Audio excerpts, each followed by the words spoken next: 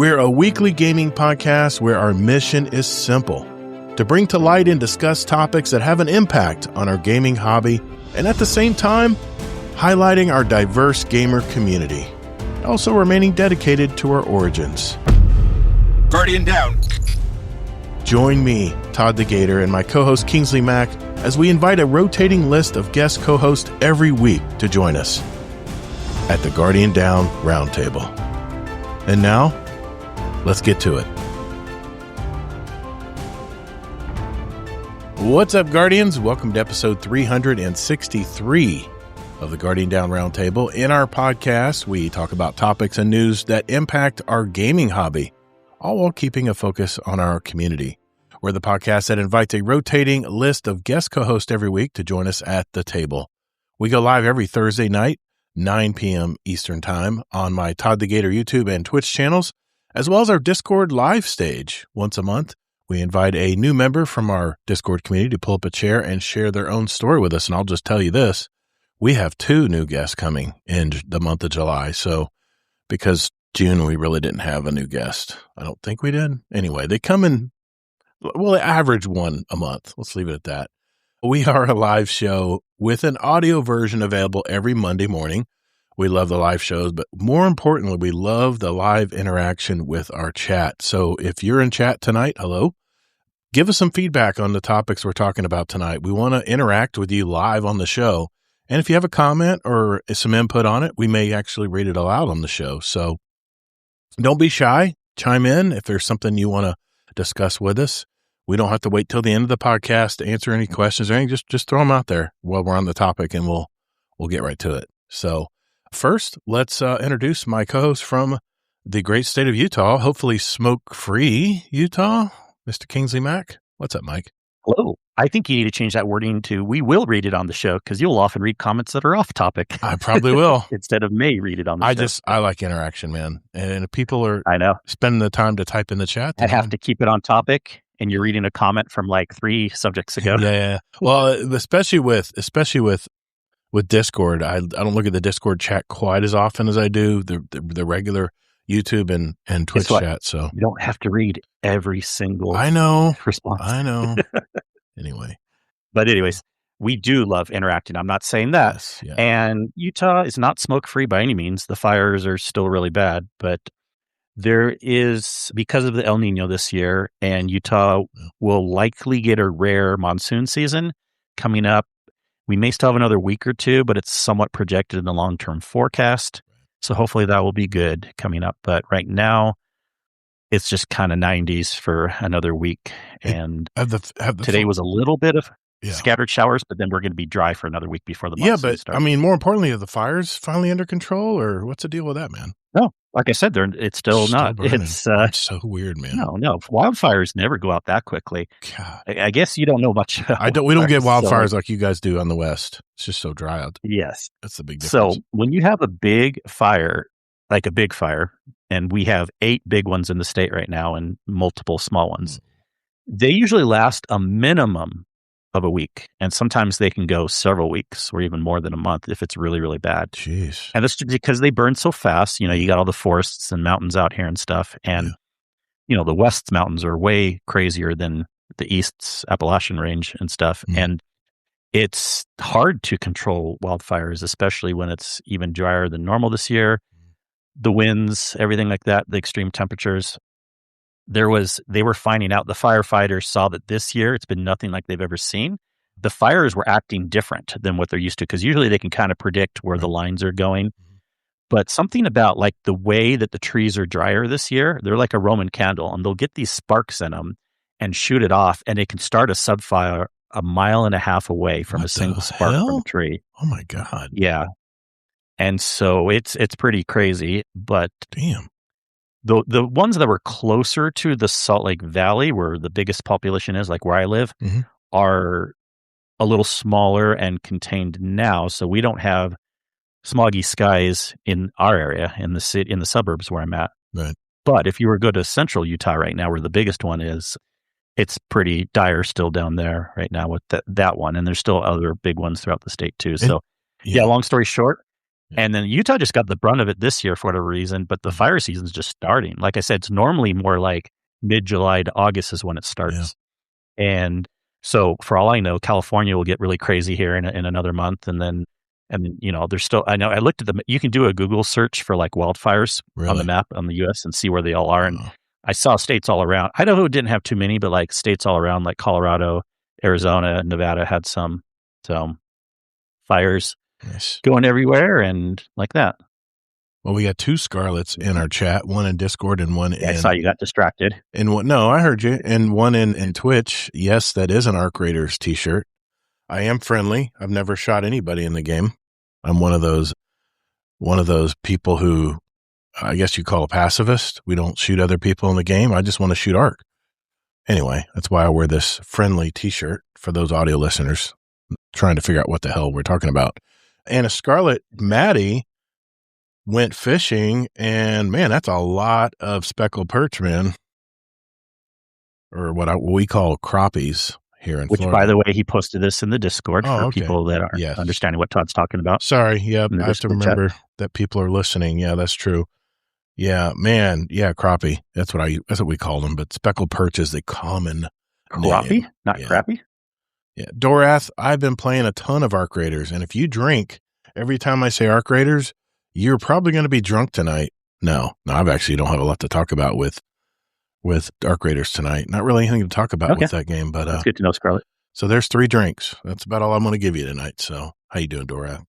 All right, let's get on with our show. So what is on our show tonight? We got a lot, guys. We got a lot to talk about tonight. First, Mike is going to jump in first and talk about some news around Cyberpunk 2077. He's been playing it with his new upgraded GPU, and we'll see what he has to say about it. Speaking of news, I want to mention a couple quick news items that I found this week, so I'll do that after him. And then next, I'll be talking about the roadmap for the Marathon game in July and beyond.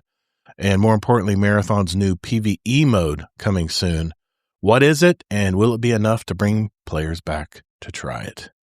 Then we're going to look and see if Bungie has posted a This Week in Destiny, and I see they haven't. So we'll be skipping past that. And speaking of Bungie, we learned of the departure of Jason Jones, one of the original founders of the studio. And Mike is going to ask the question, who the hell is Jason Jones? And elaborate on what his departure means for the future of Bungie. He's never been wanted to be in the front-facing leaders of the studio, so Mike will dig a little bit deeper into that. Also, finally, with the official announcement of the release date of GTA 6, I dive into the franchise and try to figure out what makes this game so special and why will it impact the industry in November, like everyone touts it's going to. I'll also share some recent leaks about the game that were accidentally released from an Amazon site in Brazil, and I got to tell you, it's got me pretty excited. After which point, we'll shift into our catch-up segment, check in with ourselves from what we've been doing this week, what we've been playing, what we've been gaming, what we've been watching, anything in our lives that we want to mention. And at the end of the show, if time allows, and we have any questions, we'll answer those from our community. So if you do have a question for us, make sure you enter it in the podcast questions channel in our Discord, and we might read it aloud on the show. And remember, if you want to send us a voicemail or an email, just go to guardiandowncast.com to find out more about that. So if everyone is ready, let's roll. Hey, Guardians, even though we're now the new Guardian Down Roundtable, all the ways you can contact us are the same. Just go to guardiandowncast.com where you can email us, write us a review, send us a voicemail that we might air on the show, by the way, and even listen to past episodes where you can also search for a particular guest of the show. You know, I use this every week to find past episodes that our guest roundtablers are from, so you can go back and hear them and hear their story. guardiandowncast.com. All right, Mike, let's start out with you, man. You have been playing Cyberpunk 2077, and you had some interesting news you wanted to talk about this week. So I'm going to pass the talking stick over to you, man. What's going on with Cyberpunk right now? Yeah, Cyberpunk I've been playing, again, just coincidentally recently, but also I saw some news, which is kind of funny how it coalesced with the same thing of me playing it again. Anyways, I've loved Cyberpunk. It's a great game. It's an amazing game. Anyone who hasn't tried it before, I really, really highly, highly recommend it. it's such a fun game that you can take at any pace you want. Very, very large game, but don't feel overwhelmed because, it's like a single player game. You can kind of just do whatever. It's RPG-ish, but like it's very friendly and easy to play. You can do on easy mode all the way through a hard mode. And you can, if you prefer run and gun style, you can do that. If you prefer a hacking style, you can do that. If you prefer a melee style, you can do that. If you prefer just exploring around the city, you can do that. If you prefer taking cars and running over people like GTA Lite, you can do that. Really? There's so many different ways you can play Cyberpunk. I did not know you can run people But anyways, over. Okay. Yeah, well, the police will go after you if you do that. But and then you have to run from them, or Gotcha. Anyways, there's a lot of different ways you can play. Yep, Dorath in the chat says Cyberpunk is amazing. It really, really is. Okay. And I highly, highly, highly, highly recommend everyone check it out. Anyways, I was deciding to do my second playthrough recently. And also, I decided this before, but coincidentally, and I think I mentioned this on another show, but Radeon came out with an update where we could get FSR 4 built in even on older cards. So it was really nice seeing that. And sorry if I already mentioned this, but like I was able to go from medium settings to high settings on 4K, 120 frames on my PC. And it looks beautiful, even more so than before. Yeah, you mentioned it last week. But yeah, I mean, I was blown away because I'm not used to that happening on any of my video cards by just downloading an update. Well, you can do it on yours too, I promise. Okay. Yeah. It's just that you don't like to play on PC. But anyways. I like my PS Pro, man. I don't know what to tell you. It's so your much PC's easier better. to use. Well, we'll get into that. We'll get into that console stuff. Yeah. But yeah. Yeah. Anyways, it's been really fun. But then I saw this article that Cyberpunk is having its highest player count in 2.5 years. That's amazing. Like, oh, interesting. Yeah. So Tessie actually wrote an article about this, and he says how, it started out as one of the biggest disasters in video game history when it first came out. I didn't pick it up right away either. I waited, like smartly so. Like when you kind of know on a big game if it's getting released and it's already been delayed a few times, I might actually wait for GTA also. I may not pick it up on day one. But Cyberpunk did fix their issues pretty quickly, and by 6 months to a year later, like they had turned, I know that doesn't sound quick for some people, but like they'd fixed so many things in the game and made like a 2.0 version of it that even people that had basically been turned off were like, came back and they're like, no, this is worth it now. It's such an amazing game. They literally turned it around. And funny enough, when Tassie wrote the article the night before, it went up to 87,000 concurrent players just on Steam alone. And of course, we know it's everywhere else. It's on PlayStation, Xbox and things like that. And before that, it had been down to like, probably like 27K was its average. So all of a sudden, just within the last month or so, it jumped up to 87,000 for its average on Steam. So basically, the numbers had doubled or more, and that's really good for a 5.5-year-old single player game, for doing that. Now, they think one of the biggest reasons why is because it's been on a lot of sales lately. I even got my wife to check out Cyberpunk, and we found out that it's on PlayStation Plus, and so she has that, so she doesn't have to pay for it there. And on Steam, it's only $18 right now. God, or at least as when they wrote the article. $18 is a steal for this game, people. What a deal, man. Maybe I should jump back into it. It sounds like it's all been... I know they've been making patches over the years and keep improving bug fixes and stuff. Kind of like another game. What was that other game that you bought it once and they just kept improving and improving and improving the game? And okay, so when you say jump back into it, is it like your typical thing where you gave it like a half an hour or an hour, then you stopped? No, I played probably 2 hours, and I got. Okay, I remember that still does not. I remember I got stuck at the door. A car got flung in front of the door, and I couldn't get through the door to get to my objective. And let me guess, you didn't try to go another way around or ask for help. I tried for like half an hour, and I was like, I'm fine, I'm done. And I didn't come back. Yeah. But I do own the game. Did you do it right away? Or did you do... No. This was back in the early days when it first came out. Yeah, when it first came out. Yeah. All right. So maybe I need to revisit it then. Okay. You definitely need to. Maybe to get warmed up for GTA, because it's a similar type game. It's, third person and maybe I need to... Anyways, I just thought it was interesting news that it's doing really well in the charts right now, and it's kind of getting a little mini resurgence. Supposedly, CDPR is working on both The Witcher 4 and a Cyberpunk 2, so we'll see on that. Also, they had that Netflix series a while ago called Edge Runners, and Edge Runners is getting a second season also, so that's pretty cool also. Yeah, they made an animated version of a kind of a sub-story to go along with Cyberpunk, which unfortunately never got that with Destiny, but Cyberpunk got a series on Netflix, and it's really good when I watched the first season several years ago, so I'm excited for the second season coming up. Nice, man. You got me excited, man. You got my attention because it's always been in the back of my mind, to go back and try it, especially after I heard so many things they've done to make it a better game. They fixed a lot of the bugs and stuff in it, so maybe I'll it go was back fixed and try it. at year one, and we were all saying that. I know. But they've made even more content over the years. They have a DLC called Phantom Liberty that's really good. That's what Dorath was mentioning. Yep. It's just an amazing game, and they're always making it better. The last patch hasn't been for a while. Okay. It's kind of end of life as far as patches, but you'd be surprised. Sometimes even the company that makes these games sometimes will make surprise patches years later. So I wouldn't be surprised when Edge Runners 2 comes out that they make another patch in Cyberpunk and then maybe kind of lead that into like a Cyberpunk 2 or something. I will make a declaration tonight before next week's show. I will at least try it again.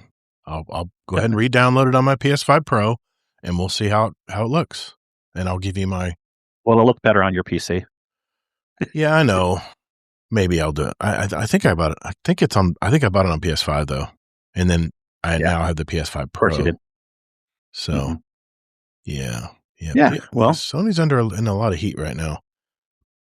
Well, I'm going to go ahead and just segue then to my stories. Sony is in a lot of heat right now because they have officially announced that physical disc for all the consoles and future games are being discontinued.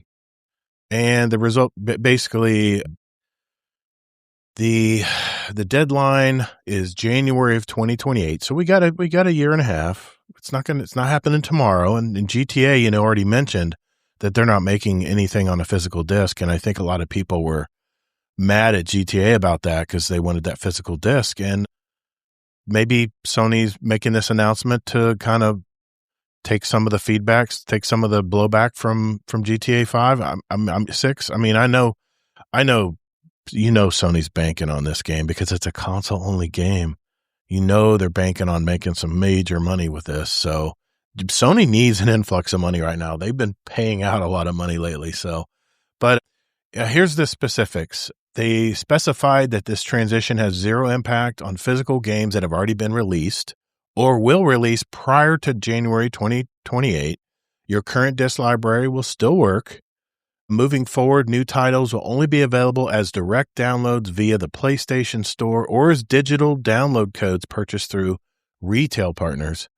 Sony stated that this natural direction, in quotes, to adapt to shifting consumer trends, pointing out that digital downloads now account for roughly 80% of their game sales.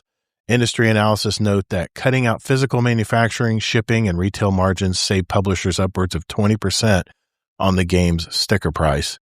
But do you think they're going to lower the prices to match that, Kingsley? No. The answer is no. They're not going to lower the prices. They're still going to charge $100 for games. Like I said, the news comes directly on the heels of Rockstar Games announcing Grand Theft Auto 6, which comes November 2026, will not have a physical disc in the box. Open pre-orders are purely digital release. Adding fuel to the fire, the announcement happened right as Sony notified users that a massive wave of digital movies and TV shows, including over 500 Studio Canal titles, are being permanently deleted from user libraries due to expiring licensing agreements. It has highlighted the exact fear gamers have about an all-digital future. You don't own what you buy. You only rent a temporary license. The reaction from the gaming community has been overwhelmingly negative. Industry analysts note that this effectively confirms the upcoming PlayStation 6 will be a digital-only console, completely eliminated the second-hand and used game market, retail giants and independent game shops are already pushing back. European retailer Game issued an aggressive statement on social media declaring that they, quote, will not sit idly by and urged video game lovers to defend physical media, warning that a total digital monopoly gives platform hoarders unchecked control over game pricing and preservation. What do you think of all this, Kingsley?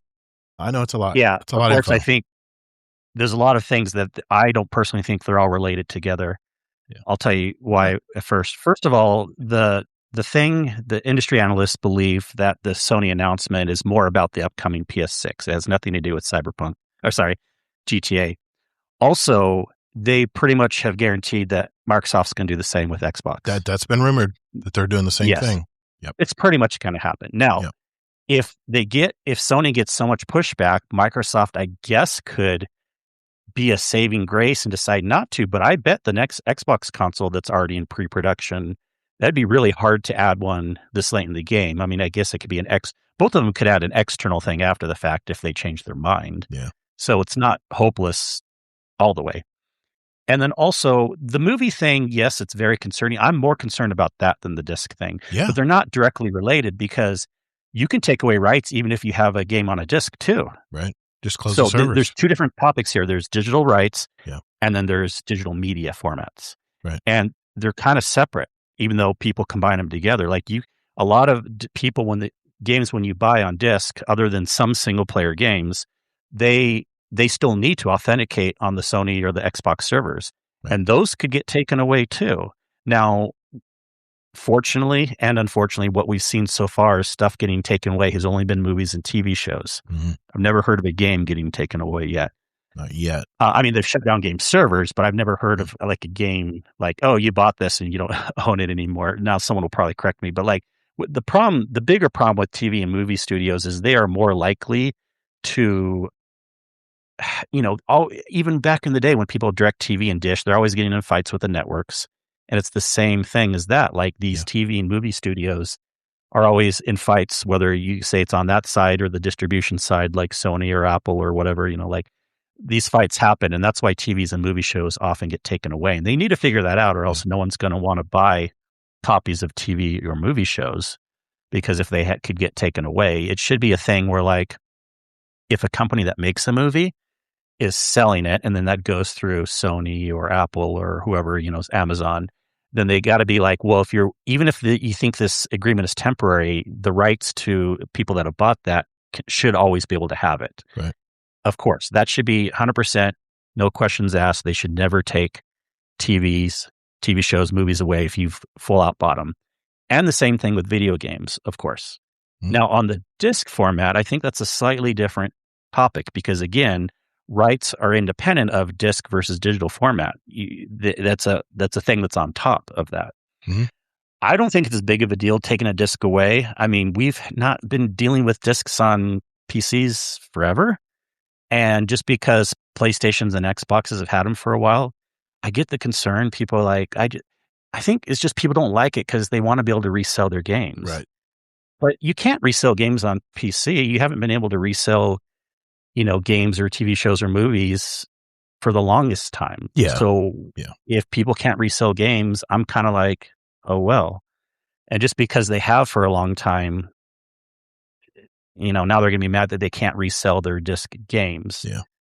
Because again, if they try to use the argument of like, well, but you can make a copy of a disc or things like that, I'm like, yeah, you can. But again, if Sony takes away the right to, just because you have that disc doesn't mean you'll be able to play the game. Right. If it's a game that needs to connect to a server. Exactly. So, yeah, to me, and I know it's probably an unpopular opinion, but the disc thing is not as big of a deal. I think the bigger issue is the rights in general.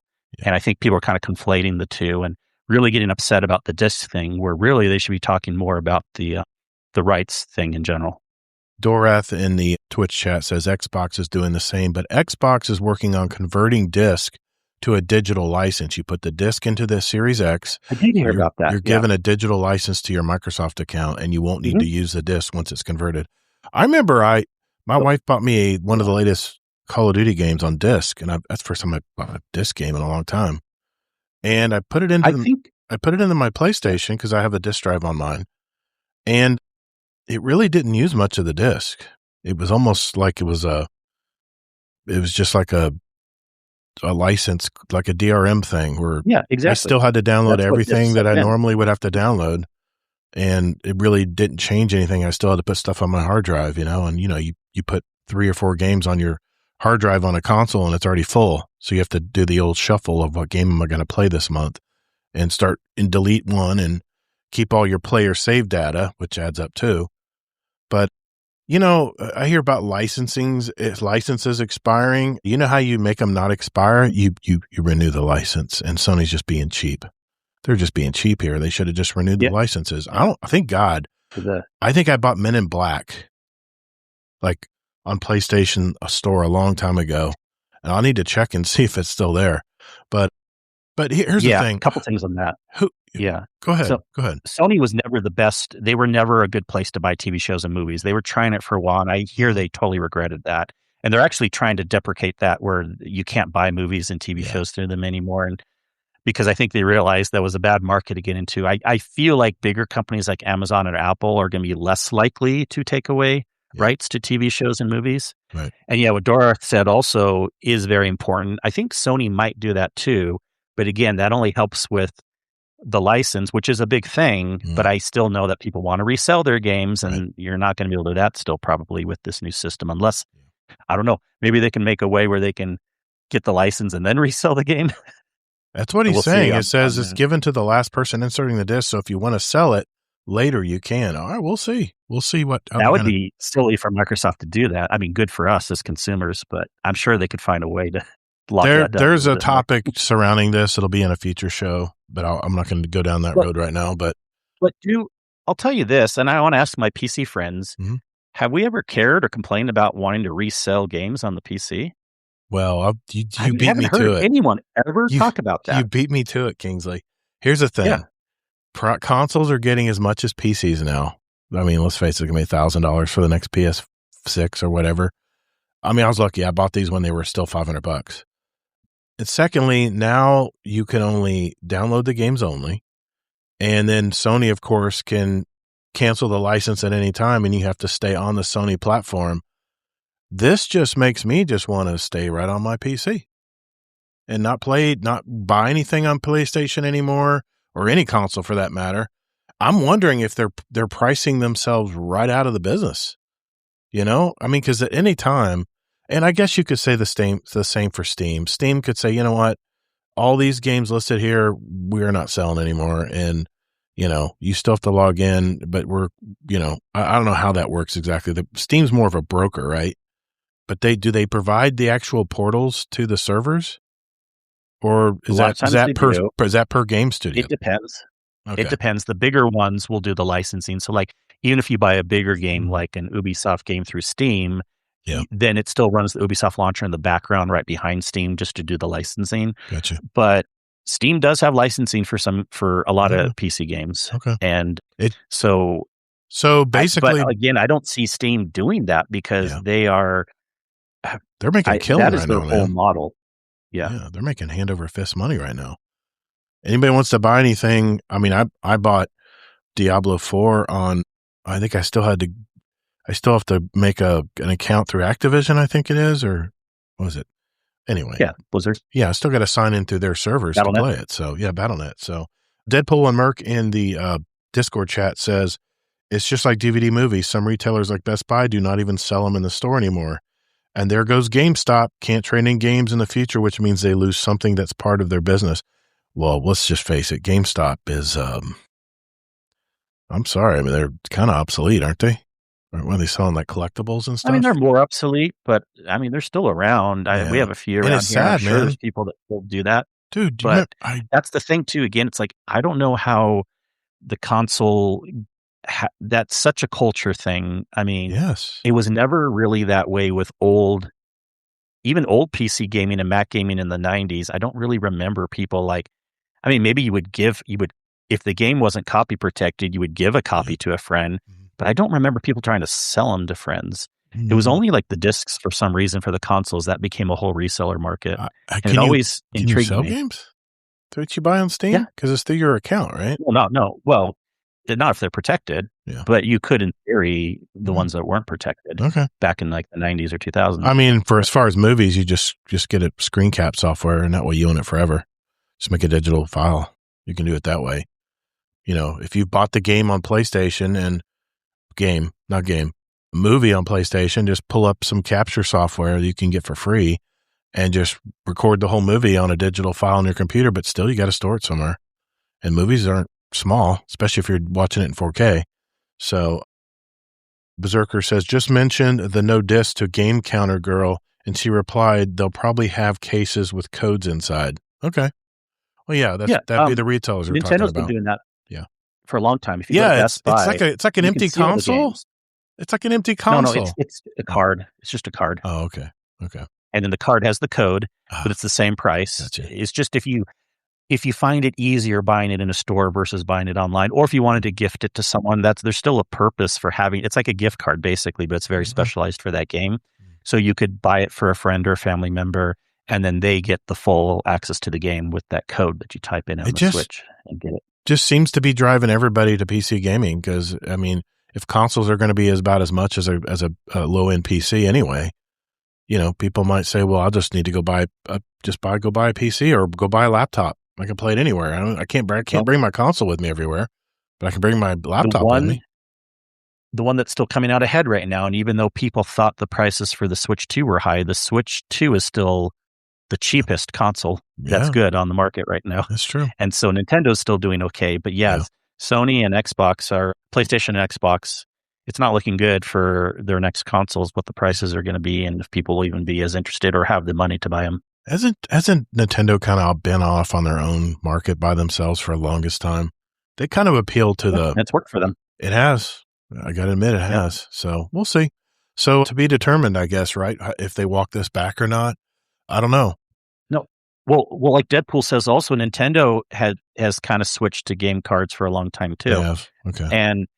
And I just don't know why. I was expecting to hear some people upset about this Sony disc news, but then I was surprised how many people were upset. I want to hear if someone's can think of an argument that I didn't mention. But again, I don't think you should add it to the equation of rights, because rights is a different topic that, I want people to have rights to always have their games no matter what, if it's digital or disc. Yeah. But the fact of reselling, I'm guessing that's why people are upset. They want to be able to resell games. And that was a very limited thing. You could only really do it on PlayStation or Xbox anyways. And I guess those people are upset now. Yeah. Yeah. Well, Dorath also said, depends on what Helix is. If I can play Xbox, Steam, and other stores on it, like it's rumored. I don't know. We'll have to see. Again, like I mentioned in the last two shows, the gaming industry is in flux right now. There's a lot of changes happening, and I think it's going to be in all kinds of directions. But let me shift to my second note of news that I found out about this week. And this is about a gentleman named Jacob Navik. He is a CEO and an Emmy Award winner for GenVid. He was previously the CEO of Square Enix Holdings. GenVid is, I guess, his studio that he's a CEO of, I'm guessing here, from his bio on Twitter. But he was actually replying to an article by Game Developer, and this was what they said. Opinion, everything hurts and no one knows when the pain will end. They're talking about the game developer hell and how the upper management has ruined gaming. And he chimed in. He says, these pieces are intellectually lazy at best and doing a disservice to workers at worst. Despite 2 years of Balls reports on the industry explaining what has happened, we still see arguments made that the issue was a small group of people making bad decisions. The market is efficient. These layoffs started nearly 4 years ago. If the issue was bad decisions in game development and the solution was to make different or better single-player games, we would have seen a rise in both new studios. Plus, old studios filling that gap and employment would have shifted toward those new entities. Instead, we have seen recently more gaming studios closing down, including plenty of non-service gaming studios. There is no market that will fill 10,000 game developers on the West Coast on West Coast salaries. The job markets have shifted overseas, and the games market growth has been absorbed by Roblox, China, TikTok, porn, Vice, and connected console services. These are facts. The attempts at live services from Sony and others only extended people's jobs longer, but the market would be in the same place today regardless of those bets. We do a disservice to people when we coddle them and spread the fantasy that the industry is going to return to its prior growth state. The U.S. economy will grow, the West Coast economy will grow, but it is unlikely that games as an industry will ever produce the prior return on ROIC, return on investment, I guess, when developed on the West Coast, because if you want to make a hit game, you can make it anywhere now. Game platforms, yes, big believer in Roblox. And individual gaming studios will still thrive. It is a hit-based business and hits will grow. The point here is a general trend. We will continue to see game development on the West Coast shrink as the market changes. This is a permanent and will not return. It is easier and lazier to blame managers over the market because the former fits a convenient political lens. But grievance politics is not born out of the realities. Now, what you don't know about this tweet is that Mark Noseworthy, the prior CEO of Bungie, retweeted this and actually emphasized that, more people need to see this tweet. And DMG had a little tweet war. And I guess it went back and forth for a while, but I'm not going to get into that drama. But on this comment alone, I talked about how more games are going contract-based and more gaming contractors are being pulled from the East, and the West Coast they're doing exactly what manufacturing in the United States did. They started shipping out jobs from cheaper countries with cheaper labor. And then what happened to manufacturing in America? It shrunk down to nothing. But that being said, the gaming budgets are huge, man. They're more than making movies. I said this last week. So what's your take on this, Kingsley? Is this truth or it's all over? I know. I'm pissed at what he said. He did a thing too where he brought like 10 points in and then he tried to use the word facts, but then the facts he gave weren't directly related fully to the bigger topic at hand. Right. There's so many things that could go off on here. Yeah, I know. First of all, just on I forget all the points he made, but on the West Coast salary thing, look, game studios that started there and want to do that is fine. Yeah, you can find cheaper salaries and you should have game studios all over. Right. But if like Bungie wanted to have a game studio there, well, actually Microsoft is the ones that brought them first to Washington, but I'll get more into that story later. But like they continue to want to stay there, or if not, they actually started in Chicago originally. And you can have game studios that work there, but here's the thing.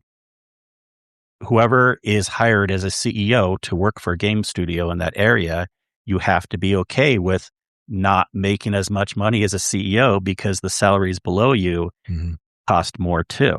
And it still comes back to that greed thing of like, he says like, well, we can't afford the salaries below. Well, why can we afford the salaries of the CEOs? It's like, you can make that decision if you want. I'm not saying you should. There is a good reason to have cheaper salaries in other areas, but if someone wants to have a game studio in a certain area, they can make it work. You just still have to have, and I think there's a nuance here because you said you weren't going to do the back and forth, but DMG made a good point in response to Mark Noseworthy saying, leave it to Twitter for people not having a nuanced conversation.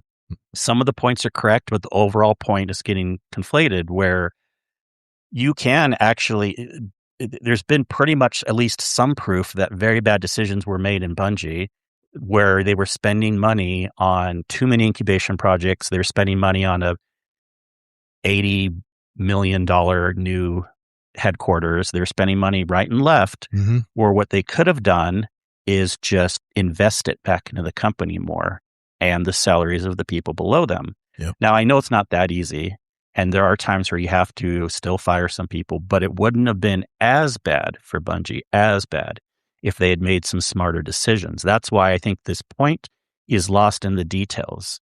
And he's just kind of being rude by saying that because he's making it sound like the only option is to have all game development in India or something like that. And that is a option. He mentioned It's that not the only option. there would be studios in America that still make hits, but it's almost gambling. Yeah. It's gambling. Well, it doesn't have to be. No, Again, I know. you grow slow. No. The biggest problem, Bungie did this too. They grew too fast and they got excited, and then back when you have to grow within the free. means. You have to look and see, like, okay, if we're growing and want to make more games or more content, then, and we know salaries cost this amount in this area, then we can't give as many bonuses to the executives, or we can't have a game that comes out this quickly, or this or that, or we can't build a new studio that's 80 million. They got to make decisions rather than just blame it on the cost of the employees. Yeah. Unfortunately, they're caught in the middle of this, And just, I mean, it's just almost like the perfect storm. People are spending less on games, right? People aren't paying full price for games anymore. When you wait to pay $19 for Cyberpunk, I paid $70 for it back when it first came out. And what a waste of money.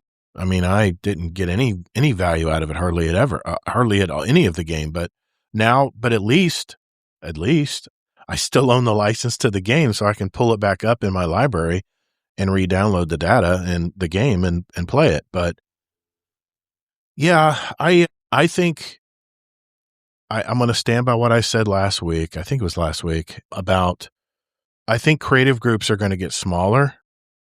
I think out of necessity, American and even West Coast developers and studios are going to have to be efficient, because it's not the same times that it was back, pre-COVID or post-COVID, immediately after post-COVID.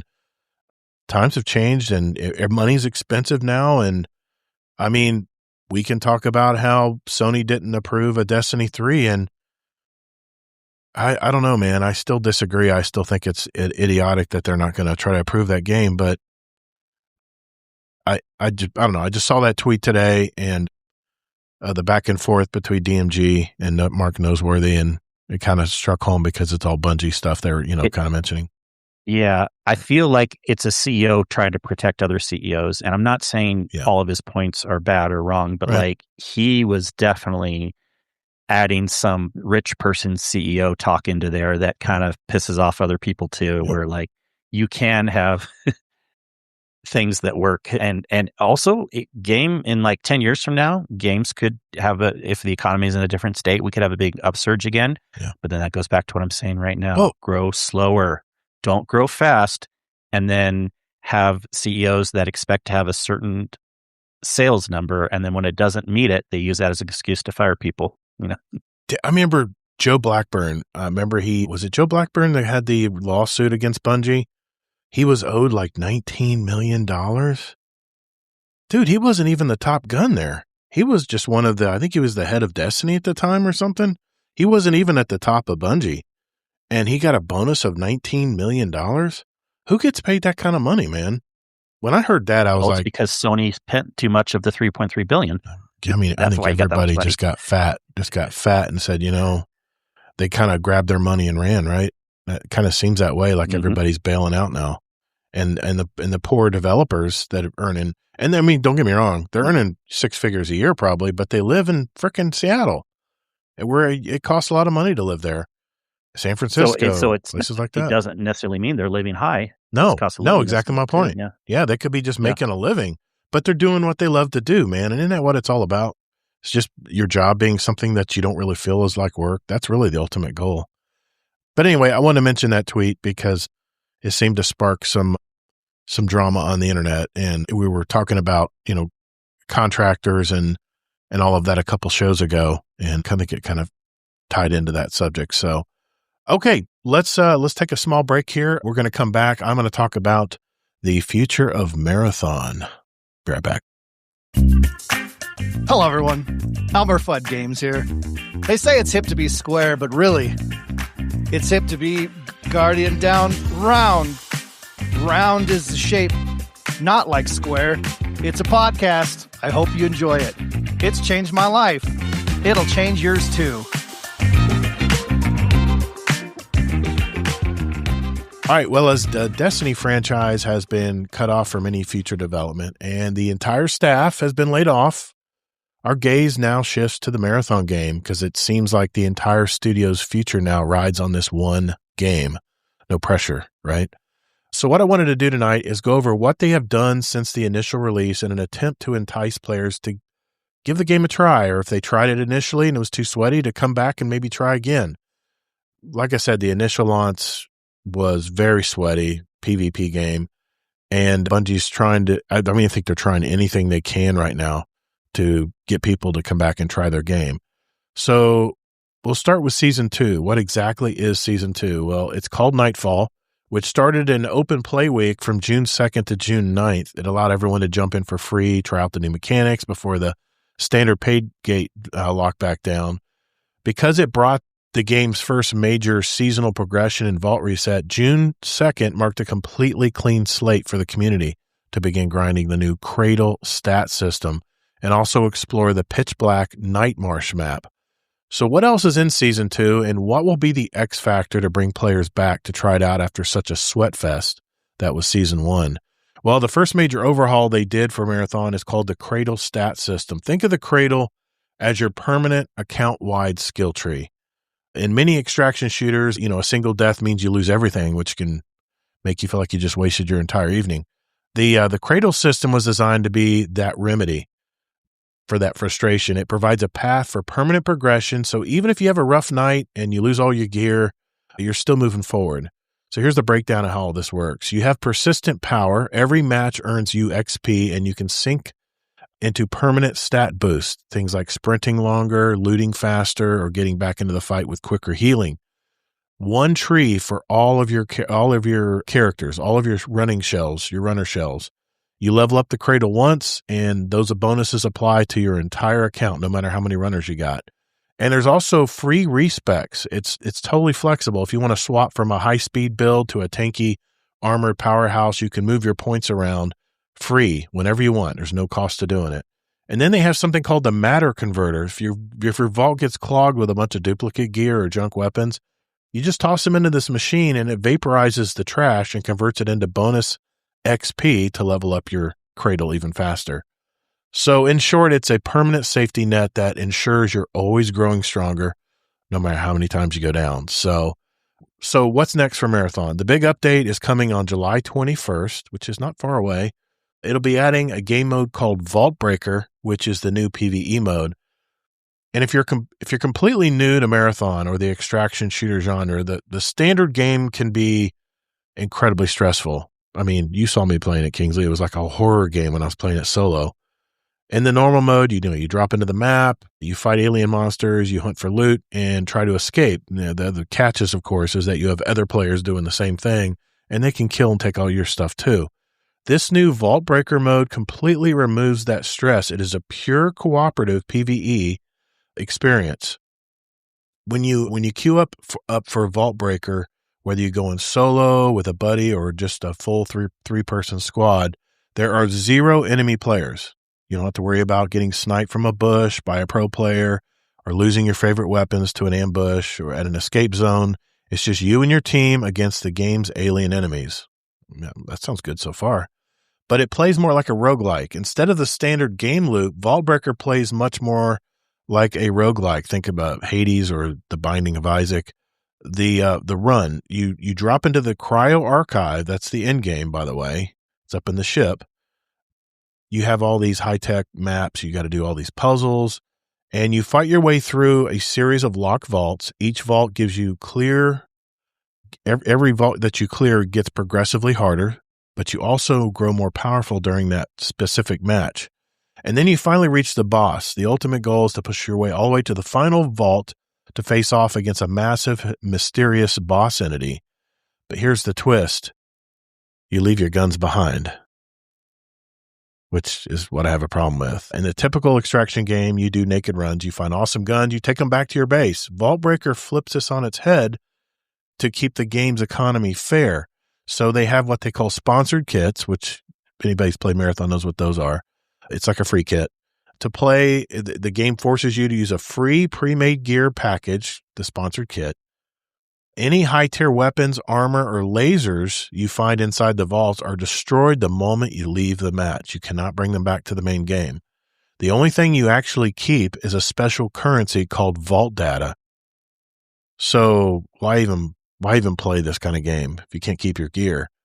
Even though you can't sneak out with the guns you find, the vault data you extract is incredibly valuable.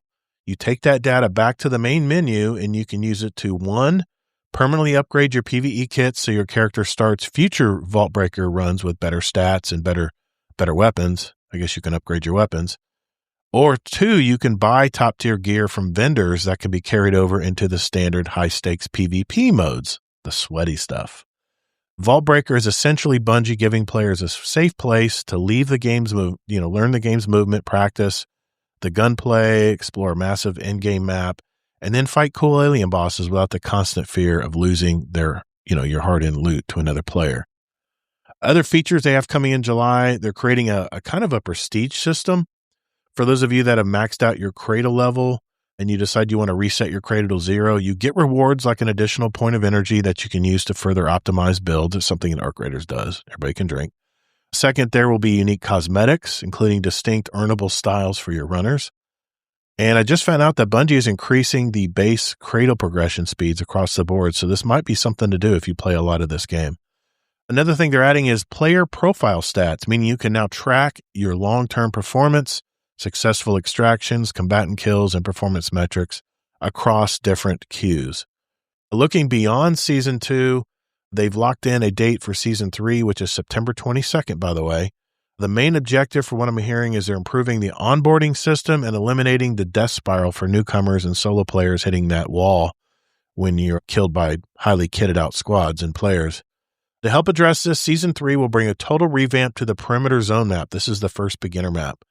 It's going to feature massive new areas, fresh encounters, and a rebalanced gameplay loop to create a smoother, more welcoming onboarding ramp for players who want to just lean back and chill rather than full sweat, every single night. But that's all I have for Marathon. So now that you heard about these changes, will any of you guys give this game a try? I'm just curious. If you're listening to this after the fact, give us some feedback in our Discord channel, and that would be the show feedback channel in our Discord, and let us know if this is something you're going to try. But I've already bought the game, so I'm going to try it out, at least to report back and let people know what I thought of it. And like I said, it doesn't come until this big update on July 22nd. So I know, Kingsley, you probably have zero interest in any of this. Well, mostly because a couple of reasons. Roguelike on top even makes me less interested. But I do want to say, I don't think no one will be interested in this. I know people that like roguelike games, and some people that were already playing Marathon some. I can think of some names already, and I won't call anyone out, but they might actually like this a lot. Okay. Now, this is how roguelikes work. Forget about guns. I mean, any roguelike game, whether it's guns or you get like little magical abilities or things, the whole point of that is every time you go in and you get a different, unique one, and depending on which paths or hallways you go down or doors you open, then you have a choice of getting some new ability or gun or thing like that, and it's supposed to be different each time. That's why you don't keep your abilities or your guns, whatever the game is more suited towards. But I don't like roguelike type games, so it's not for me. And even if it wasn't going to be roguelike, I probably still wouldn't have been interested, because I was saying all along that even if they have a whole PvE only thing, it's still a smaller-ish arena type game that's nowhere near as big as these open world games that I like. Definitely. And so it's just not going to be appealing to me, probably. There was a chance if they made it a full PvE with progression and they made some bigger maps and bigger worlds, then there is a chance I'd be interested. You mean Destiny? I mean, that's basically what they need to do, right? There's lots of games, not just Destiny, that do this really well. I know. I'm just saying. And it's just, roguelike, no thanks. I figured. And have you played roguelikes before? They had it built into one of the seasons, right? When we went back to the big hive ship. No. That was roguelite light. You keep your weapons. I'm thinking about an actual roguelike. I have some roguelike games, but I haven't I haven't played Hades. No, but I have a couple roguelikes in my library. It's beautiful. It's amazing. Yeah. But I did not enjoy it after a few runs, because I'm like, I just don't like this of like having a new, Now, so if in case anyone's trying to talk back to me like, well, what about Diablo Seasons? No, that's different, because you're having progression for a long time. Roguelikes are you play a match or a game or whatever that lasts like 5 to 20 minutes, and then it's done, and then you're already resetting to something new. Yeah. And you're forced to, and it's not only with a game like Diablo, you can pick what you want. But with roguelikes, a lot of times you don't get to pick. You come up to a choice, and there's like, zombie Blattro's roguelike. Yeah, it is. That is. I love Blatro. Another reason why I didn't like Blatro, but yep. But anyways, I don't like when it's like every time I play the game, there's like a different option, but I can't do an option for me that I already liked. Right. Next time I play a game and that may not present that option, I'm like, Here's the thing, Kingsley. I don't know. Yeah. There's just so many other games to play, man. There's so much more competition for my time now. And, we're still playing raids and doing the Pantheon stuff every weekend. That's a lot of fun. We're taking a break, by the way, this weekend because of the holiday week, but we'll be back next week to jump back in. I know you're not. We might still I know you're having a drunk raid yes. Friday. I think you're having a drunk raid too. Yeah, but we might still do something Saturday too without you. Who knows? Okay. I'll be with my family, so I'll definitely be doing something with my grandson. Yeah. He's going to show the fireworks. He'll probably shoot some sparklers or something because we don't have restrictions here in Florida, at least not like Colorado and Utah. But anyway, I'm going to try it just so I can report back to everybody what I thought about it. I always loved playing against the PvE enemies. It's just, I was always worried about the rats just hanging around and just shooting me once I get down. Once a PvE enemy injures me a little bit and I'm in the midst of recharging my shields and stuff, that's when the rats come out and shoot you and take your stuff and go scamper off and hide from the PvE enemies. That's what I hated about that game. But you could technically do that in Marathon, but Marathon, in Arc Raiders, but Arc Raiders has an aggression-based matchmaking system.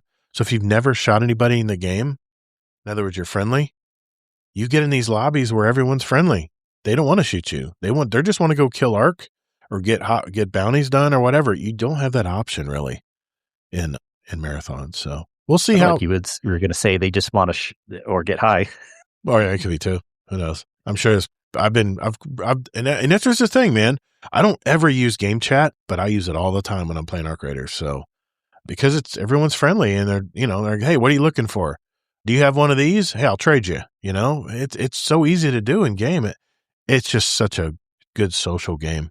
But anyway, so Marathon needs to make a free to play or something to get more. They people did the interested. open place. They did the open play weekend. It went up maybe 5 or 6%, and then it went right back down as soon as the paywall came down. Exactly. Like if they want any hope at all, unless one of these magical things click, I think there's a 5% chance they can do one of these modes, and then within the next year it'll be really popular. But aside from that, their only other hope is to turn it free to play, and then. Yeah. I know that might make some people mad, but that would be their last only hope then is do that, If it was free to play PvE mode, you might get some players to try it out. But like I said, it's just icing on top of a game that's sweaty. If you really want to go in with and get all the cool gear and stuff, you got to jump in and got to go against the sweat lords.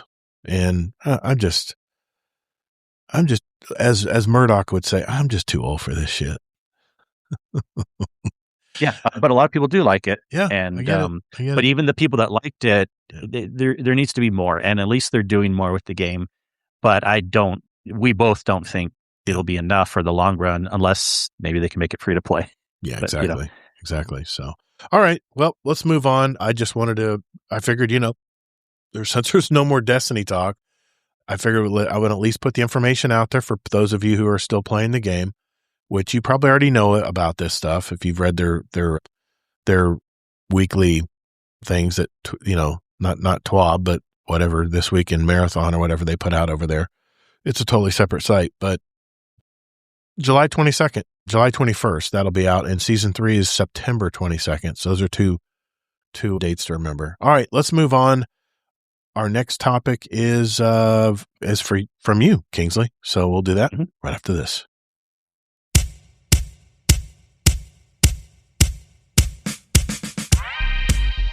And now, a news bulletin from our Patreon sponsors. In today's economy, gas is high, joy is low. But the Guardian Roundtable and the Guardian Downcast is on the rise. You're listening to Guardian Roundtable. All right, Kingsley, it's your turn, man. You are going to talk about Jason Jones. So I will turn it over to you, History sir. of Bungie. Yeah, Yes. History of Bungie. Yeah, exactly. I found this really interesting because of some news lately, and I'll get to that at the end of the story. But this is kind of like my love letter to everything that's been going on with Bungie, and who knows if they'll be around in the long run. But they have such a rich history. And basically, I decided to do a rare research thing and a longer talking point. And this is my version of a curated story of the history of Bungie, and more specifically, Jason Jones, one of the original co-founders, with some interesting tidbits entered in, including some fun tidbits of how Apple and Microsoft used to be the companies that fought over Bungie. All right. So Jason Jones met Alex Seropian, the other co-founder, his second year at the University of Chicago. In 1991, Seropian had founded Bungie and published his own first game called Operation Desert Storm. Seropian was looking for another game to publish and then decided to work together to finish Minotaur, which was Jason Jones' game. While Seropian did design and marketing, Jones was the main programmer all along. He made Minotaur, the Labyrinths of Crete, and that's kind of like what I knew as the first Bungie game, even though technically Seropian had a little game also called Operation Desert Storm. Okay. Now, Minotaur, the Labyrinths of Crete, was basically a puzzle-based, randomly generated role-playing game where you would see a room at a time, like, because this is older technology from 1991, but you'd see a room at a time, kind of like Donkey Kong or Mario or something, and you could move around, and it was just kind of a role-play, puzzle game.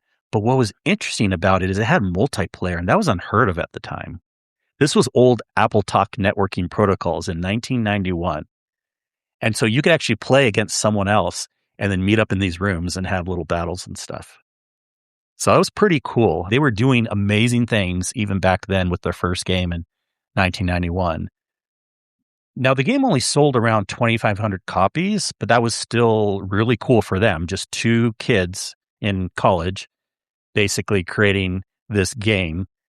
And it developed a devoted following. The people really liked it. So after publishing Minotaur, Jones and Seropian formed a partnership. Jones said, what I liked about him, about Seropian, was that he never wasted money. This is funny saying this now, It is. where we are today. Yeah. So, Jones was just responsible for the creative and technical aspects, making the games, and Seropian was the businessman and marketing person, basically. And that's how it went for many, many years. It was just the two of them. Bungie actually, in the 90s was focused on the Mac platform only, due to familiarity mostly, because both Jones and Seropian coincidentally were already doing programming on the Mac platform. And they knew the PC market was really cutthroat, but the Mac market was friendly. So it was easier to compete. After Minotaur game, Bungie then began to work on a 3D graphics version of the game, but realized that the game's format was not really suited for 3D. So instead, they wrote a brand new story for what would become their next game called Pathways into Darkness. Now, Pathways into Darkness was the first game that I remember playing. I don't think I played any of their other games. And Pathways into Darkness was very similar to Wolfenstein 3D, but in my opinion, it was way better, way, way better. So if anyone remembers Wolfenstein 3D, or like that game turned into a game like Doom, but it's like a first person shooter, but you kind of come up, this was aliens that you're, kind of coming up upon and stuff like that. And little rooms you'd go into and hallways and stuff. And you would see right in front of you, and then you would shoot some alien or something. And again, pretty good technology for the 90s. But Bungie still didn't have that much money, and Jones was the only one available at the time, so he single-handedly coded this game on a Macintosh 2FX, passing down art chores to his friend Colin Brent. Pathways was successful enough that Bungie moved from a one-bedroom apartment to an actual office. Okay, so they're growing a little bit. Okay. Bungie's next project started as an update of Pathways, but evolved into a science fiction shooter game, Marathon. Now, this is the Marathon of the 90s, okay? Right. Marathon, I played this a little bit, but I kind of vaguely remember back at the time, I didn't like it as much as Pathways. I was starting to realize that I didn't love a first-person shooter game that just focused only on that with like cramped hallways and stuff. Yeah. I like Destiny because you have these huge worlds to explore and you have big arenas with lots of enemies, but I just didn't love, I was always a futurist. So even back then I was like, I don't love just a first person shooter game where you just run into a crowded room and there's one or two aliens and stuff. Like the exploration aspect wasn't there for me. But Marathon was a very popular game for Bungie in the 90s. They made 3 different Marathon games, by the way. Marathon 1, 2, and 3. Did not and know that's that. really what made them. That's where they made most of their money getting started at the beginning. Now, Really? there was things where they made even more money, but that's really kind of what started them. It also included state-of-the-art graphics, network multiplayer, voice support, all things unheard of in the 90s. Wow. Won a number of awards on release in 1994 for the original Marathon. Jones recalled that he was surprised anyone ever completed the game and sought to atone for some of its shortcomings with its sequel, Marathon 2, which was also then released for Windows because they wanted to grow. They didn't want to have it just on Apple products only. So Marathon 2 was also on Windows. The Marathon series then was followed by their next type of game, Myth. Now, Myth is a real-time tactic game, kind of like Age of Empires. Yeah. Okay. And not a lot of people played Myth. Myth was also mostly on the Mac. They did make a PC version later on. Yeah. I heard good things about Myth, but I don't think I ever played it because I don't think I was also really interested in real-time strategy games like Age of Empires, which they didn't have back then, I don't think. But that's what Myth was like, you're just kind of controlling resources on the map and real-time strategy and stuff like that. But anyways, Bungie continued to expand and they were doing good with all their games. And then in 1997, they began to work on a new project and it was codenamed Blam. And actually, before Blam codename, Jones had another funny codename for it. It was called Monkey Nuts. But he said he didn't want to keep it Monkey Nuts because he couldn't bring himself to tell his mother about the new game title. He thought his mom would think it was weird, the name Monkey Nuts. I got you. But Blam is the game that turned into Halo. Nice. Halo. We all know Halo, okay? Yep. Jones' role in development was unlike Marathon and Myth, where Jones was involved in developing more than half of the levels and much to most of the story. Instead, he was project lead and manager, barely providing any code to the game. He would read war journals and authors such as John Kincaid and Winston Churchill. Wow. Now, here's where I want you to show a video, Todd, and as you're queuing it up, remember, Bungie was an Apple Macintosh primarily company at this point. And so they started working on this game called Halo. And they were already making games on the Mac. And Steve Jobs found out about this company and this game called Halo. And they wanted to promote it. So we're going to show a video here when Todd's ready. And will you be able to have it in the Discord too, or just in the yeah, ones? I can pipe it in. Absolutely. Yeah. Yep. This is Bungie, when you can play it when you're ready, but this is Bungie basically introducing Halo for the first time ever. Now, you may be asking before we start this, wait, Halo's an Xbox game. Well, I'll get to that. But before it was an Xbox game, there was this. Okay, here we go. We are starting to see some great games come back to the map, but this is one of the coolest I've ever seen. This game is going to ship early next year from Bungie, and this is the first time anybody has ever seen it. It's the first time they've debuted it. And so I'm very happy to welcome on the stage Jason Jones, who is the co-founder of Bungie and the Halo project lead. Halo is the name of this game, and we're going to see for the first time. God, look how young he is. Just a kid. Everything you're about to see is being rendered in real time on a Macintosh using OpenGL.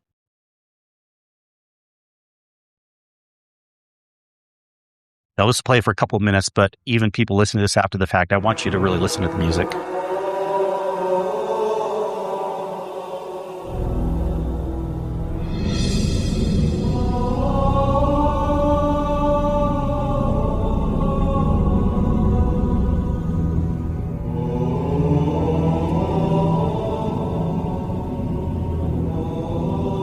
Showing them running through. Yeah, it's cool. I'll put the link to this video, by the way, in the show notes for those who are listening right now.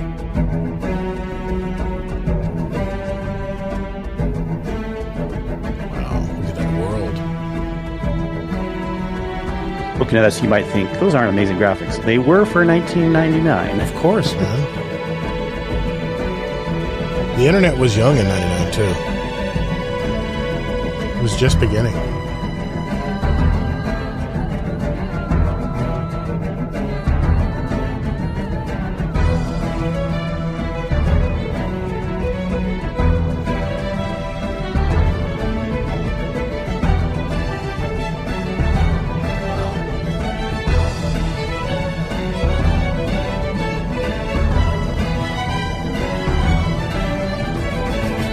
Warthog.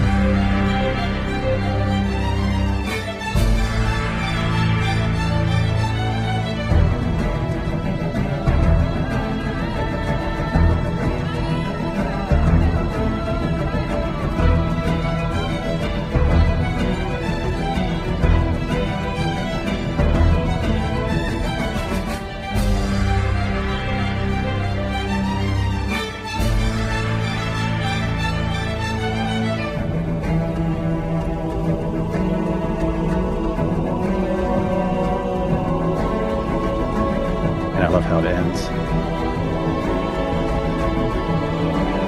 Warthogs racing off.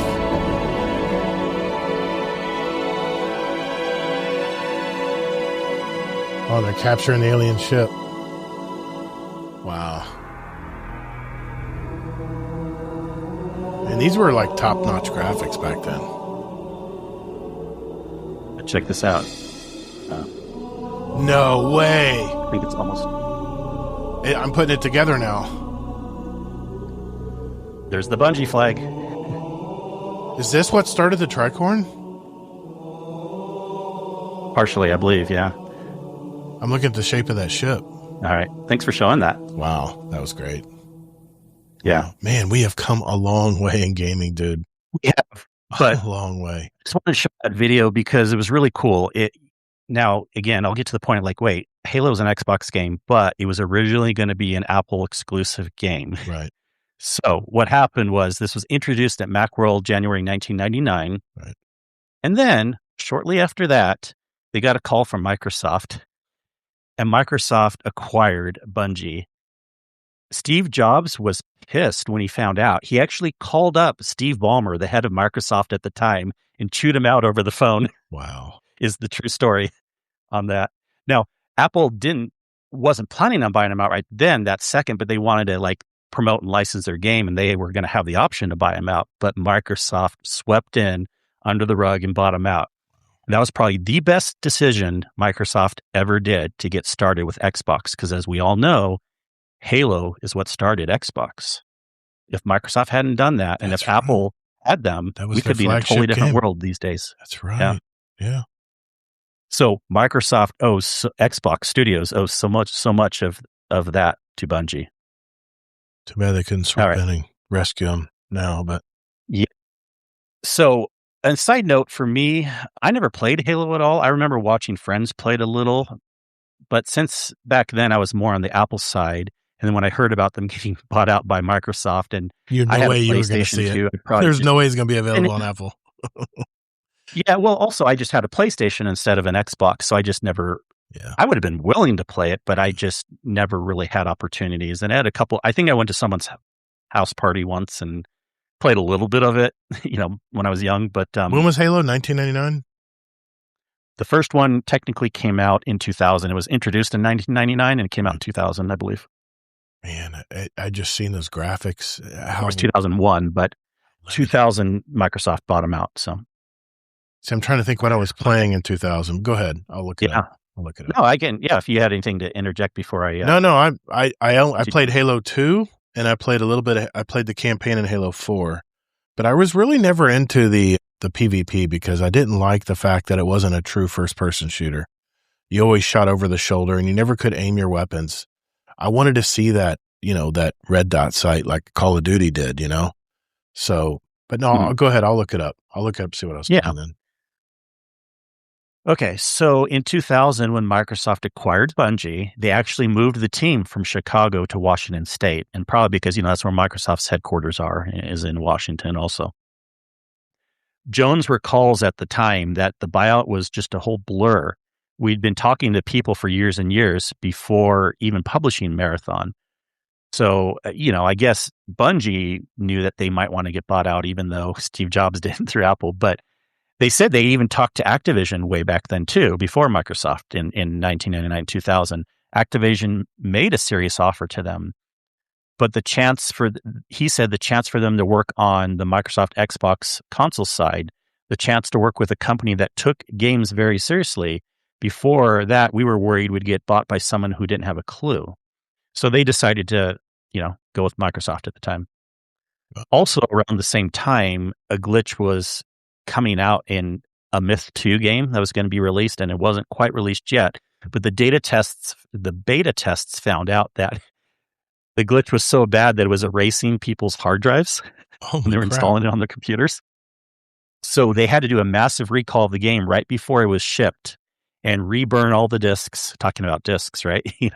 Reburn all the discs. And Marty O'Donnell was actually working for them at the time, and he's told a story that he was helping them reburn the discs at the last second. They lost over $1 million in that, having to that's crazy recall Myth 2 right before it was shipped and then put it out. Now, they said this didn't ruin Bungie, and this wasn't the main reason they were selling to Microsoft, but it certainly helped. Yeah. But also, the studio was small and really cool back then.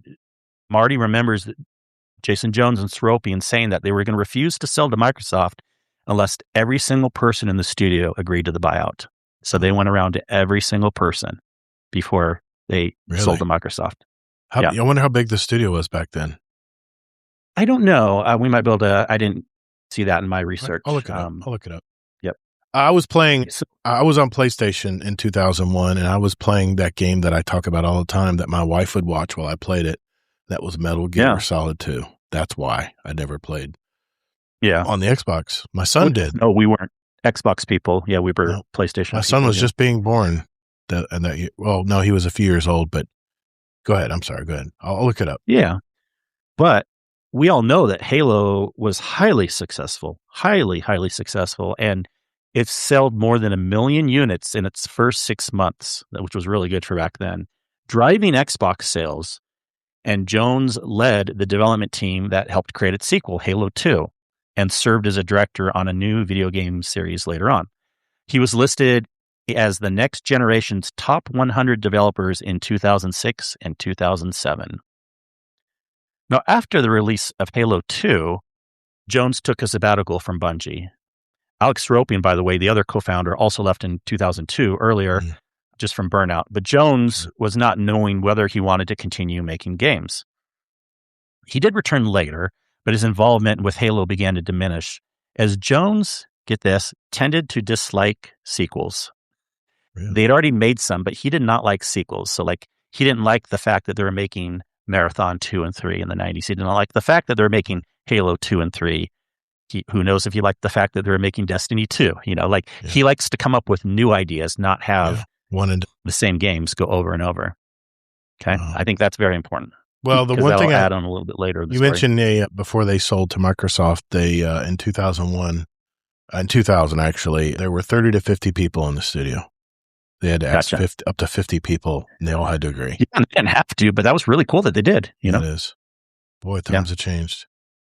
Yeah. All right. So we also know in October 1st, 2007, that Microsoft and Bungie announced that Bungie would be splitting off from Microsoft and back to independence. I remember those days. From what I understand, it was really good that they kind of got started with Microsoft, and Microsoft, it was really good that they were able to have Halo. But they never really meshed well. Bungie was a very grassroots company, kind of like that Apple style, kind of more fun, where Microsoft was very corporate. Even in their gaming division, they were very corporate. And so Bungie decided to break off in 2007. And that's part of where their 7 comes from. One of the reasons of the 7 is 2007. Gotcha. There's other reasons, but they love the number 7. I thought it was because that might have been the original number of core members, but I guess not. It's just that magical day. So when they split off, Microsoft would own the IP of Halo, which we all know. But Bungie, even when they split off, they did still make some development for Halo games. Yes. They just weren't owned by Microsoft. And then, of course, later on, they stopped that even, and 343 and other people started working on the other Halo games. So it was Halo It was an offshoot of the Halo series that was the last one they made for Microsoft. I think they had to because they were under contract or under. Yeah, maybe, but at least they were independent. Yep. But then, so they were independent from 2007 to 2010. Then in 2010, they announced this was more independent than we remember. We keep thinking Activision owned them, but it was more. They were in a 10-year publishing agreement with Activision that they started in 2010. Mm-hmm. And publishers can make some pretty big demands, but they don't technically fully own the company. Nope. So under Bungie's agreement with Activision, new intellectual property actually developed by Bungie would still be owned by Bungie, not Activision. We all know that, right? Yep. And a deal similar to like the Electronic Arts Partner Program. So coming up, we're getting closer to things we know. Jones worked closely with a colleague on a new project, a colleague named Jamie Geismer, who was working on his own internal project named Dragon's Tavern, which Geismer, and I'm sorry if I'm pronouncing that wrong, he described it to be a third-person fantasy game. Okay, that would be interesting if we had a fantasy game coming up here. But in the end, however, Jones had the most power at Bungie. Despite he never was a president or CEO of the company, but he was one of the co-founders. He was the majority shareholder at the time, and his vision of the studio was his alone to decide. Ultimately, Jason got his way with the studio's next project and worked with Geismer to combine his ideas of this Dragon's Tavern game with another game. As development continued, and with Geismer gone, the writing team led by Joseph Staten had created a supercut, which was essentially a summary of the game's storyline. The supercut was poorly received by Jason Jones and the rest of the studio, actually. Jones decided to scrap the writing team's work and effectively rewrite the whole story very late into production. Remember that. I don't know if you know where I'm going with this, believing it was not feasible and almost impossible to complete. Knowing the game was in peril with his proposed reboot of the story, Jones formed a group called the Iron Bar, composing of art director Christopher Barrett, designer Luke Smith, and writer Eric Robb. Wow. An experienced book editor. Jones and the rest of Bungie carried on to release the game with the codename Tiger, and then, as we know, Destiny was released in September 9th, 2014. Wow. That's crazy, man. Oh, pretty cool on that. Yeah. Yep. Yeah, there's more. I thought that was just so cool about the story even leading up to Destiny. And Jones was a huge, we always hear about Luke Smith and everything, but Jones had a huge part of the original Destiny, at least. He's just always been in the background. Yeah. Even during the live streams, you would see him in the back, but he never wanted to be up front. He never wanted to be in the spotlight. All right. As we know, this is getting to things that a lot of people that listen to the podcast know if you didn't know the earlier part of Bungie. But Bungie terminated its publishing deal with Activision in 2019, 8 years after instead of 10. But as part of their agreement, Bungie got to keep all the rights to Destiny because, again, they own the IP. And will self-publish future installments and expansions.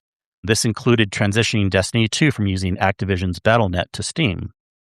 But a lot of people, I think there was a lot of misinformation at the time, like it was a really bad situation, and Bungie kind of was making it sound like that.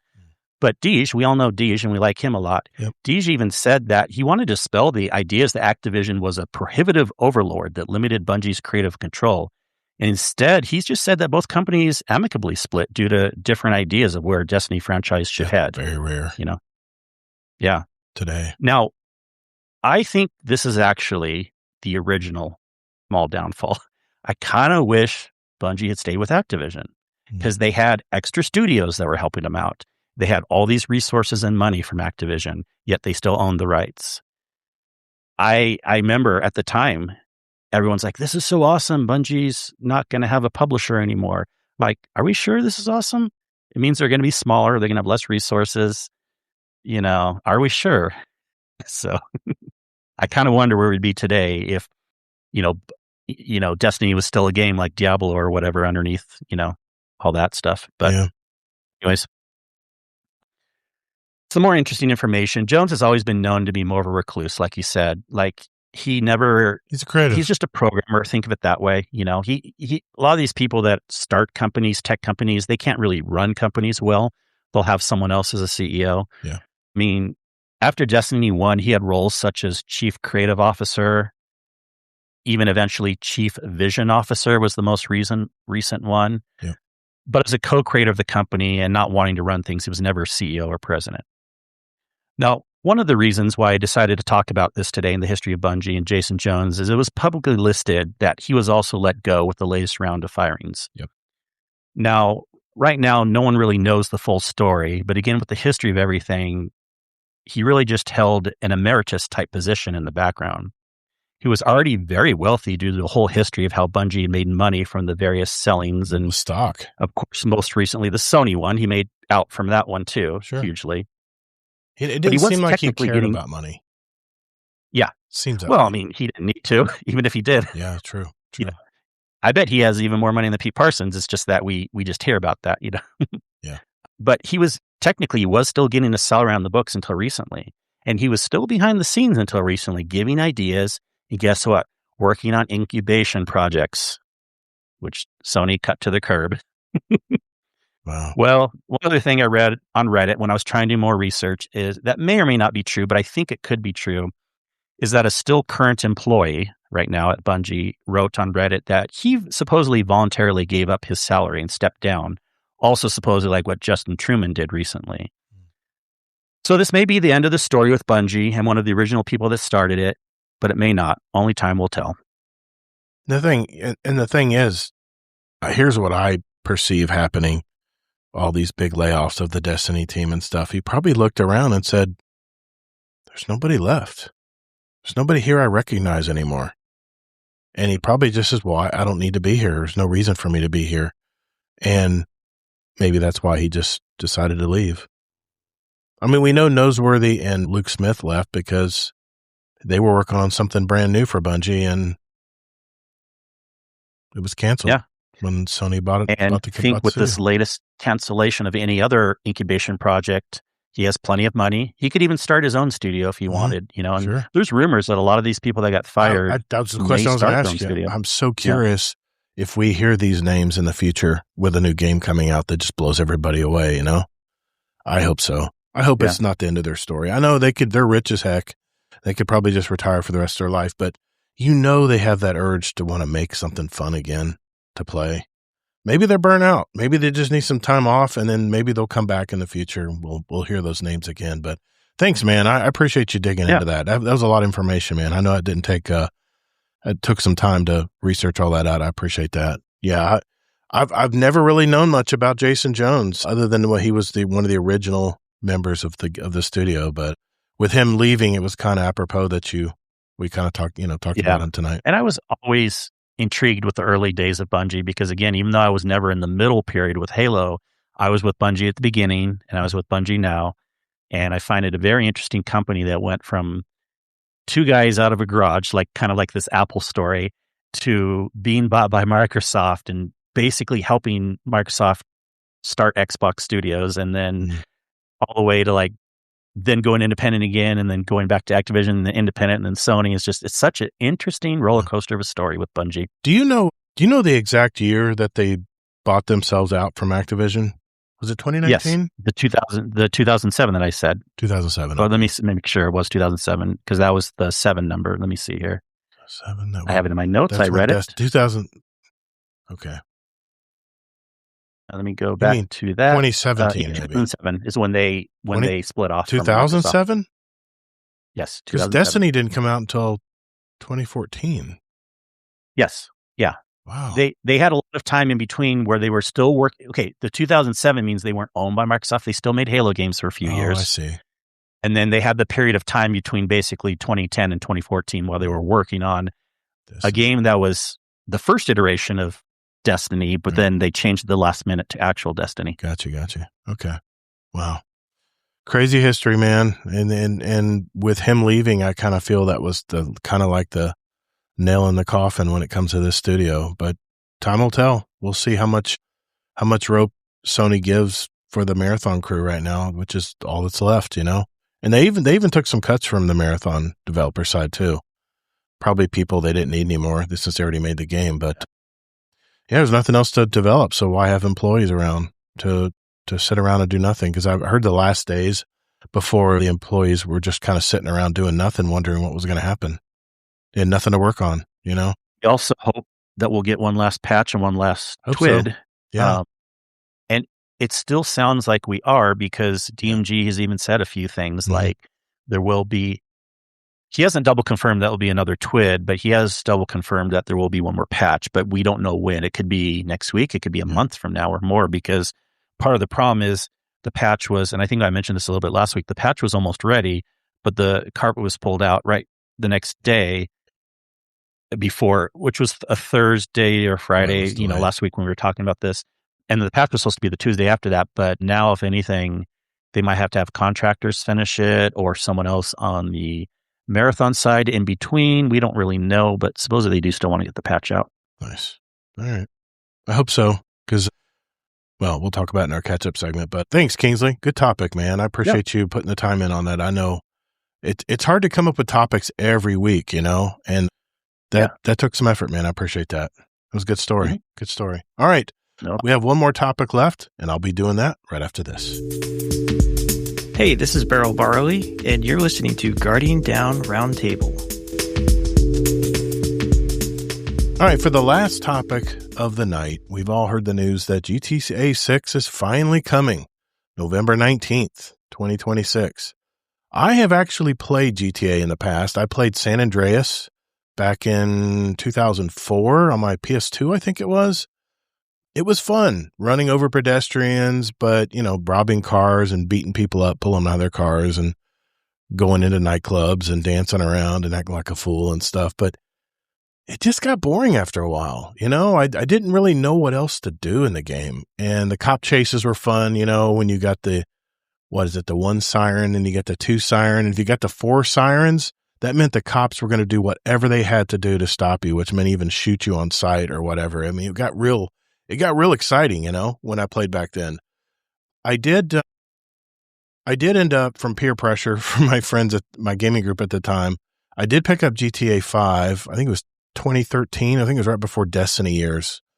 And I played the characters and the campaigns. And again, it was fun, but it just didn't tear me away from Call of Duty, which is, you could pretty much say 2004 to 2014, that 10-year period in my life was my gaming addiction. That was Call of Duty, and almost ended my marriage. Seriously, it was pretty serious stuff. But when Destiny came out, it was just like a wide awakening. But GTA never pulled me out of that funk. I always played Call of Duty. Whatever Call of Duty was coming out, I was there to play it because I had a bunch of friends who played it. We all would get together every night and play, and it's a great social thing too. And then the GTA Online version of the game came out. It was so popular. I mean, what was I missing with all this? I mean, I heard the numbers that they're making like $1.5 million a day just from the GTA Online stuff. So as we're waiting here for the next iteration of the game to arrive, and over $1.5 billion spent on development, the most for any game in history, by the way, why should I give a crap about this game when the last one really didn't get me too excited? So that's what I'm here to find out tonight. I looked into the game, I did a little bit of research, and found some cool information along with some leaks and that just came out about GTA 6 from an Amazon page that was accidentally posted too early during the pre-orders phase and I think it was in Brazil. Everything's happening in Brazil for some reason. So according to my research, there's 3 pillars of Grand Theft Auto that makes it so addictive. The first thing, it is the ultimate digital playground. I mean, when I look back at the old games, the old GTA games I played, open world games was not something that you would see on games back then. They were probably the first to offer a truly go anywhere, do whatever you want style of game. And you can play the campaign, you can ignore it, you can just go and cause chaos. You want to spend hours stealing a jet and just exploring, you can do that. The game never really says no. It just lets you play. And I must admit, being that open world games were not around back then, it seems like Rockstar's it's always been ahead of its Assassin's time. Creed. Yeah, sorry. Assassin's Creed. I just had to maybe pop in. There were other 2000. open world games. Maybe you just didn't know about them. I didn't play much Assassin's Creed. I never took to that game either. But it just seems like GTA is always one level up from everybody else. and when it comes to game development. I mean, not to mention if it's anything like Red Dead Redemption 2, which I got to admit, this was the very first game I watched the entire campaign every day. Every morning I would tune in to this Twitch streamer. And the game was funny as hell. It was very realistic. I mean, it's the Wild West. So, I mean, it's not exactly a space shooter, but it was so cool, man. I would see the weirdest things people would do in Red Dead Redemption 2. I bought Red Dead Redemption 1, and like I said, I just never really took to it. But the second thing that makes this game so special, it is a literal mirror of real life. I mean, it just doesn't build a city. It builds a huge, hilarious parody on modern society. I mean, from fake radio stations and internet sites to billboards. I mean, it is very clever. It's like a cynical roast of pop culture, the massive consumerism we have these days, and the American dream. I mean, my favorite thing is I would steal a really nice car. I would just park it next to a building, and I would just turn on the radio stations and listen to the music, and the DJs in between the musics. It was so hilarious. I was like, how is this coming out of this car right now? That part of the game really blew me away. And if anything, whenever I logged in to play GTA, that's what I would do. I would steal a car and I would go park somewhere and just turn the radio stations on. It's just crazy, man. But the third pillar that has really made this game such an addictive game is it is the perfect social hub. It's not just a single player game anymore. With GT Online, it's become a persistent virtual space. It's more than a digital town square where people hang out. People can join role play communities. They can create their own fun. You know, you can turn the game into a place where you just want to live rather than just a game to finish and move on. Can you imagine a game as advanced as this one, but being built on that Unreal Engine 6 I talked about last week, where they're going to have the big merge back in 2028? Anyway, I can't help but get excited about games like this. I can just see the potential that these games will have. But the social hub aspect is what really I'm curious about. But with all that being said, here's the icing on the cake. There was a leak last week from Brazil on an Amazon page that was supposedly released too early. It was leaked, right? And this is the details it presented. It's going to be the largest map ever made by Rockstar Games. And I got to tell you, when I played the older games, I could drive forever. And I was like, how is this map still going? And it was a persistent map. Everything, it was just a fantastic world just to drive, just to lay the pedal to the metal and just go straight. It was amazing how big the maps were back then. But they're saying this game, GTA 6, is going to have the largest map ever made by Rockstar. Players will travel across the entire state of Leonida. Well, let's face it, it's Florida.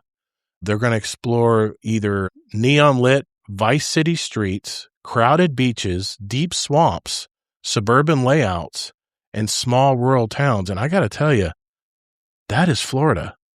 That is what we have in Florida. We have clubs and crazy places like down in Miami. We got really small hick towns where you feel like you're not in Florida. Feels like more like you're in another part of the country. You have the suburban layout. That's where I live.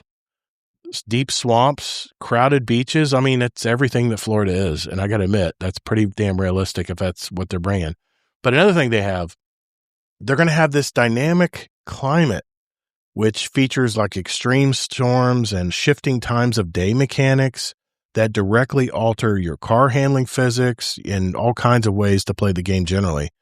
And I'm just curious if there's going to be a hurricane. They're going to put a hurricane in there. So it's probably going to be a hurricane going on, and you'll be freaking driving down the street. Just crazy.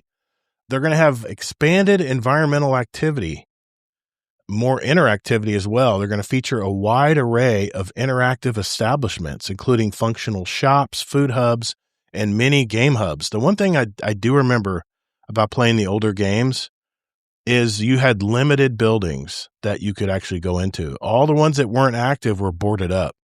So they're saying they're going to have a lot more of this in the game, which I don't know, man. That that at least piques my interest. They're going to have, listen to this, they're going to have an in-game social network. The characters' smartphones feature a fully interactive real-time social feed where players consume viral videos, follow Vice City digital influencers, and discover hidden side missions. They're going to have real-time character swapping. You know, there's two antagonists. There's a female and a male in this game, and you can switch back and forth and play them from different sides of the equation, especially with this heist and stuff that they're going to be doing. Each protagonist features distinct gameplay abilities tailored to the influence missions and broader criminal ecosystem. And then this is what blew me away, man. You're going to have open world, non-playable characters, NPCs, and they're going to be governed by unscripted random events across the map. And they're going to use some AI scheduling into this. That reminds me of a TV show I watched long ago. Do you guys remember what that show was? Where robots basically did random routines every day as they invited tourists to visit their world. It was Westworld. This reminds me of Westworld because every NPC had a routine that it went through every day, and that's what's going to be in this game. So, a couple console optimization things. They've upgraded the engine, which leverages global illumination with advanced ray tracing for realistic reflections on vehicles and Vice City water bodies. They're really optimizing it for PS5 Pro.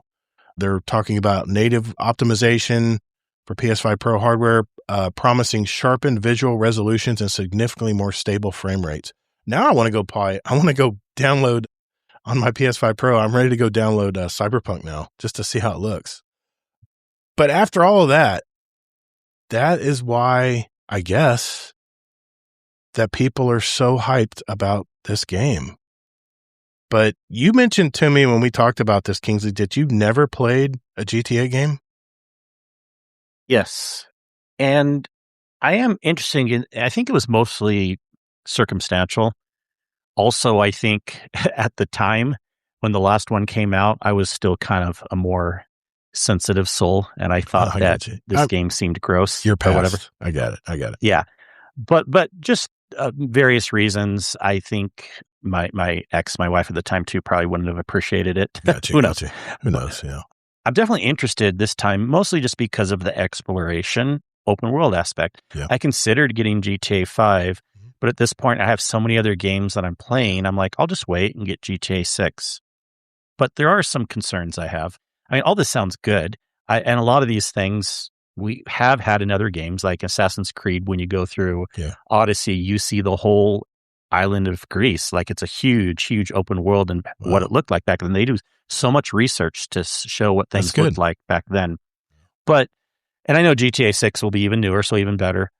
But my concerns, I'm not happy that it's console only at first because I don't want to buy it since I have a PC on a lesser graphics than what I can get on my PC. Yeah. My PC, and yours, by the way, is better than a PS5 Pro. Yeah, it is. So I don't want to wait either. And if they go with their previous history, it was a year and a half before it came out on PC. So I'm in this really weird predicament. I might buy it on PlayStation because I don't want to wait. Right. But I think what I'm going to do, I'm definitely not pre-ordering it.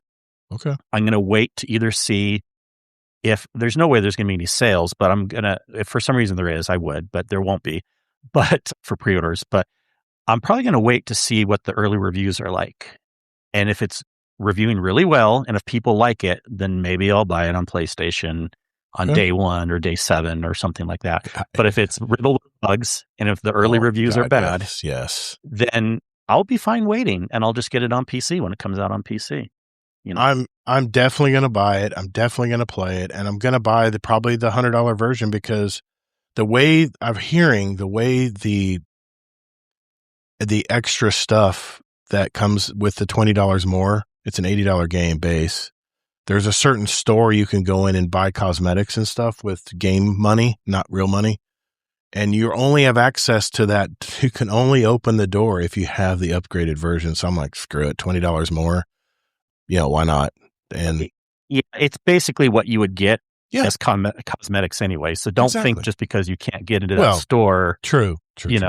Yeah. You wouldn't have had that unless you paid the deluxe version anyways. Yeah. But you're right. They found I've been wanting to talk about this for a while. Yeah, it's very unique. I was going to say it's going to be $100 game. Well, they're making it a $100 game without actually making it a $100 game, because yes, you can get it for $80. Cut but a lot of people are content. going to want to buy the Cut $100 content. one. That's why everybody's crying.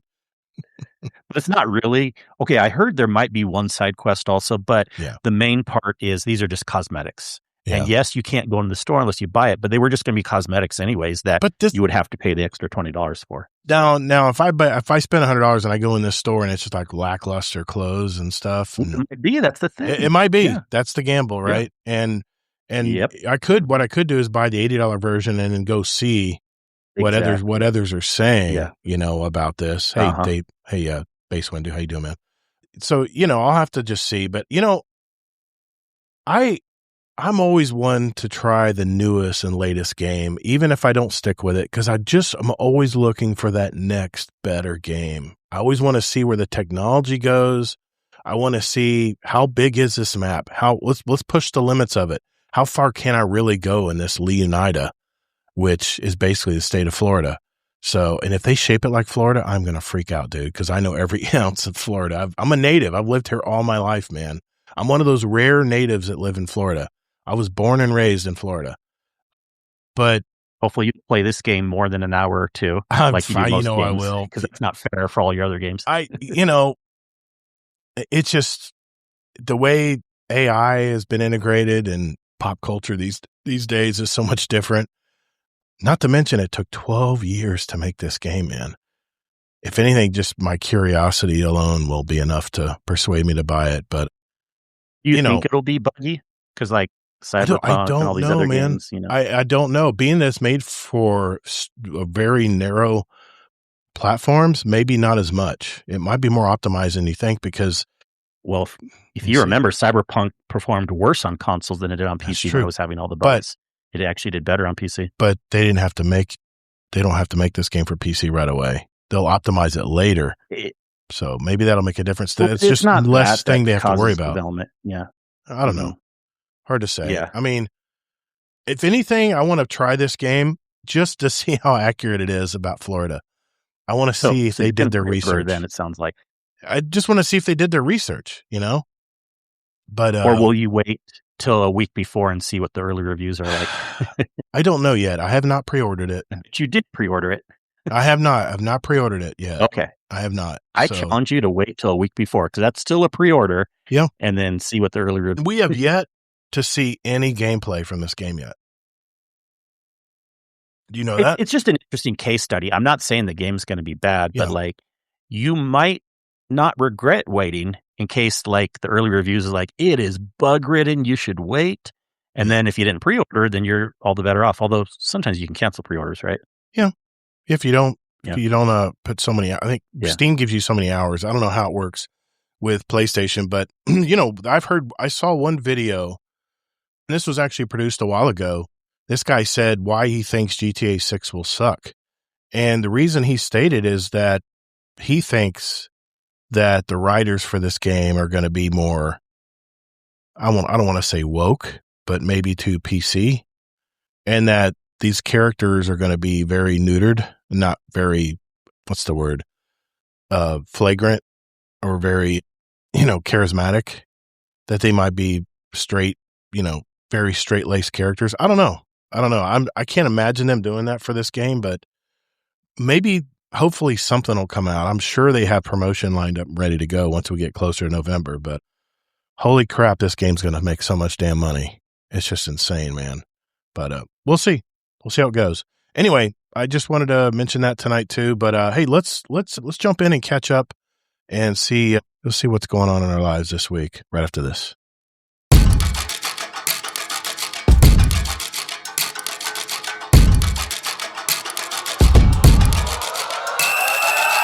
Hi, this is Fluffy Fingers MD from Potato Thumbs Podcast, the podcast that you never knew existed.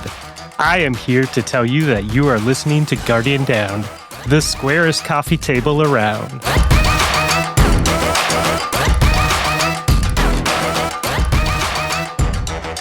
All right, it's that time of our show where we just catch up, see what we've been doing in our lives. what we've been playing, all that good stuff. I'll start with you tonight, Kingsley, since I started last week. What have you been doing this week, man? What's going on in your life? Oh, man. I can't feel like I can think of too much to say now with all this stuff I've been talking about. Yeah. Oh, yes. Diablo 4 new season. Yeah, yes. A lot of fun so far. Been good? Yes, yeah. So Okay. I decided to go into playing Rogue this time. I had never done a Rogue before. Okay. And it's a lot of fun so far. In fact, I should have known this, but just playing a Rogue, you get true sight capability so you can see little treasure chests on the map that you don't normally see with other characters and things like that. Right. So, and you can see where all the enemies are on the map where you Wow. don't see that with other characters. That's So crazy. that's really fun there. Okay. I did a build. I'm trying different builds, but right now I'm doing a spin to win. It's called Dancing Knives build. And basically it's less about like how fast you click your weapons. You can just hold down your weapon, but it's where you move on the map. So it's really just kind of you hold down and blades are just spinning out 360 degrees from you. So you really have to just move around and spin around and touch this enemy group and then touch. And the Rogue is very mobile position, has a lot of mobility, so they can dance around, move really fast. Yeah. And again, every build in Diablo has like 10 great builds. There's ones that are more like you could do a Rogue where you shoot more like traditional arrow or a crossbow and shoots in a straight line. But I decided to go with a 360 build where it kind of spins around. It's a spin to win build. Dude, I was playing when I was putting my character together. I think I did a warlock. Holy crap, man. The skill trees are massive in this game. It is insane how far it branches out. I was almost overloaded. I was like, I don't know what to press next. I don't know what to open unlock. That's why you got to play with me sometime. I will. I'll do some runs with you. I just will. You need to, because like what you do with Arc Raiders, you had a really good experience when you played with someone finally, and it kind of got you over the hump. And that could happen in Diablo too. Yeah. Because anyways, but having a lot of fun with it. The new season stuff, and of course, you would want to do campaign stuff, but the season stuff that they added is kind of this interesting mix of. It starts out in the open world patrol area. So think of like a Destiny public event, right? Right. So it starts off with that. There's a new seasonal activity. And then once you do that, you teleport into a solo instance challenge thing where it takes you into this little dungeon area and you have to kind of like hold down this zone. And the faster you kill enemies, the wider the circle gets. And you get more points and more loot based on how well you do there. So I really like how it's kind of a thing at first, and then it's a solo thing too. And a lot of fun there. It's a beautiful game, man. And it's just a lot. Yeah. It's a lot of games. Oh, yeah. Like Diablo and Blizzard, they put so much. We always talk about Destiny's cutscenes, but Blizzard has amazing cutscenes in Diablo. Amazing. Yeah. I'm to where this child's parent was taken. In the village, that's where I'm at in this campaign, and then I got diverted. Yeah, pretty early on, but it's early. It's early, yeah. So, yeah, okay, that's cool. So the new season's I'm awesome. not fun with that. Yeah, not much else to mention with other games. I mean, like I mentioned earlier, I'm playing Cyberpunk also, and I think right now Diablo and Cyberpunk will be my main games. Although July 6th, I might be hopping over to check out the revamped Assassin's Creed Black Flag. That's when it's coming out? The reproduced version's coming out. Nice. Okay. That's, we've talked about that. That's one of the best Assassin's Creed games ever made. And of course, they're making a remastered version of it, like fully flushed out remastered, not just a cheap version remastered. So, well, when I am done recording tonight and doing all my file system and stuff, I'm going to go right to my PS5 and download the new Cyberpunk and see what it's like. Nice. Yep. Awesome, man. Yeah. And of fun. course, we played, No,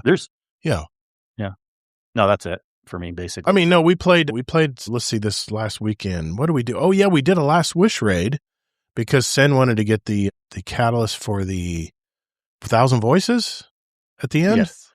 And he got it the first run. So we farmed it. We just entered the wish wall, right? And came back to the last, what's it called? The Queen's Walk? Is that it? First, you got to do Riven and then Queen's Walk. Riven and then Queen's Walk. That's right. And I got it the second time after 2 tries, and I think it was one of our chat picked it out, and I didn't get it. I think it was Amazing Taco King, and then I just decided to go with my gut, and boom, there it was. So, yeah, Rona Red Lion, Sin Media, Allocate, of course, Kingsley Mac, and our pal Zombie Pops was out of town on vacation. So your nephew, Omega Owl, filled in nicely. He's a nice guy, man. Mm-hmm. He's too smart assery like you, though. That's the only problem. He was definitely piling on. He's piling on. It's like, what the hell, man? I don't know you that well. Side of the family. He is So definitely we probably have different personalities. Yeah, that's for sure. He's a cool guy though. He did well too. Yeah. So, no movies this week. We're still in pool mode. Birthdays are finally wrapped up, and then we get the holiday weekend this week. So there's really not any great movies out right now. I'm really disappointed. But come mid-July, there's some great movies coming out. So I'll be mentioning those in future shows. I have decided to watch Euphoria on HBO, and my God, is this really what kids are going through right now? It's crazy, man. This show's nuts. It's very freaking risque. It's full of sex, just full of sex, man. It's this whole show, and it's all about drugs and sex. So far, that's all I've really been seeing on these episodes. It does give background for each of the characters, which is nice. And they're just all so damaged. They're all so freaking damaged, man. Like Base Window, I did want to see Scary Movie 6, but I got vetoed. So I'll be watching it. Once it comes out on HBO, I'll definitely be checking it out, man. I love those movies. You sound like an old person. Because I bet the boomers said that about the kids in the 70s and 80s. Is this what kids are doing these days? No, dude, it's just rock and roll? No, man. You got kids that are getting high and trying Vicodin and shit at age 11. I mean, my God. But these are broken Honestly, families. It's a subculture. It's not everyone. Of course. It's wacky, man. So I'm slowly getting into that show, but it's just been this past weekend. We celebrated my grandson's second birthday. It went really well. The house was packed. My AC wouldn't get above 81. It was freaking 95 out. But I must admit, the pool party afterwards was so much fun after all that hard work. So the pool was like 80, 81 to 85 degrees. It was like perfect, man. So I sent, by the way, some pictures of the finished product to the Patreon lounge. I don't know if many of you saw those pictures, but they're in there if you want to check out what the pool looked like when we're finally done with it. We're doing the rock now this weekend because we've realized some of the dirt is starting to move, and we're putting weed guard down, and then the rock will be sweating my ass off tomorrow. So not working tomorrow. I'm taking the day off. It's going to be a 4-day weekend for me. And yeah, that's pretty much all it is on my end. That's my wife's finger officially is broken. I know I mentioned last week that she moved her hand while I was swinging a 5-pound sledge, driving stakes in the ground, and popped her right on top of the hand with a 5-pound sledge. And thank God it wasn't a full swing or she wouldn't have a hand left. But she broke her index finger, and she's going to have it in a splint for about 6 weeks. So she can't even use that hand to lift anything or anything. So she's not happy with that right now. But no, that's it. That's it for me. So let's move and see if we have any questions. You know what? Let's take a small break here, and we'll return with questions from our community.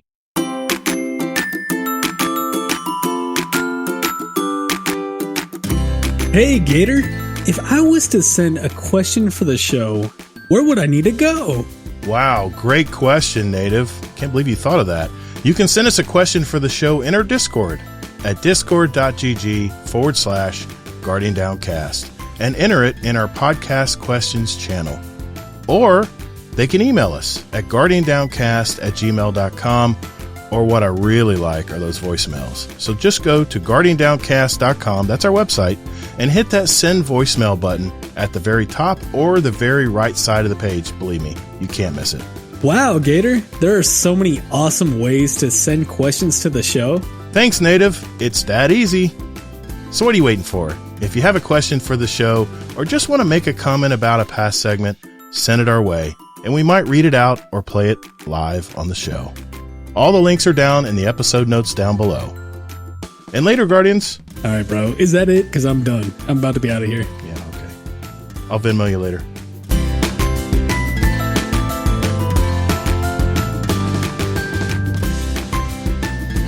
All right, boys and girls, this is the part of the show where we get our questions from you guys. And we do have a few questions in our Discord tonight. First, Bleehy48 always gives us great feedback.